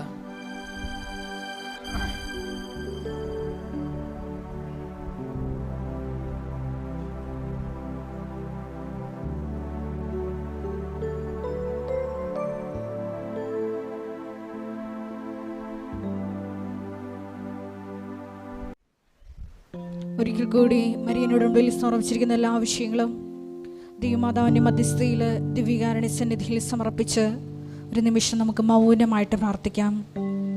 ഈശോയെ, ക്രിസ്തു കൈമാറ്റത്തിന്, ഈശോയെ ലോകത്തിന് കൊടുക്കുവാൻ പരിശുദ്ധ അമ്മയെ പോലെ ഞങ്ങളെയും ഈശോയെ തിരഞ്ഞെടുത്ത് അഭിഷേകം ചെയ്യണമേ എന്ന് പ്രാർത്ഥിച്ചുകൊണ്ട് ശിരസ്സ് നമിച്ച് നമുക്ക് ദിവ്യകാരുണ്യനാഥൻ്റെ ആശീർവാദം സ്വീകരിക്കാം.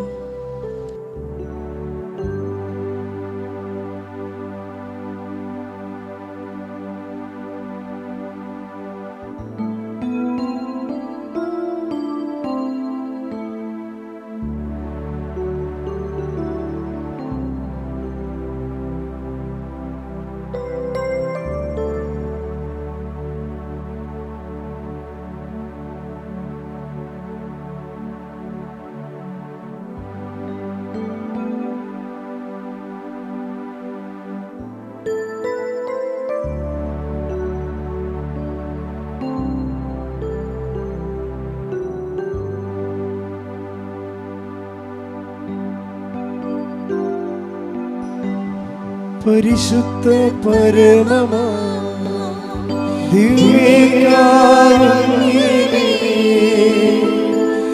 എന്നുമെന്നും അങ്ങേക്ക് ആരാധന. പരിശുദ്ധ പരമമാ ദിവ്യകാരുണ്യമേ, എന്നുമെന്നും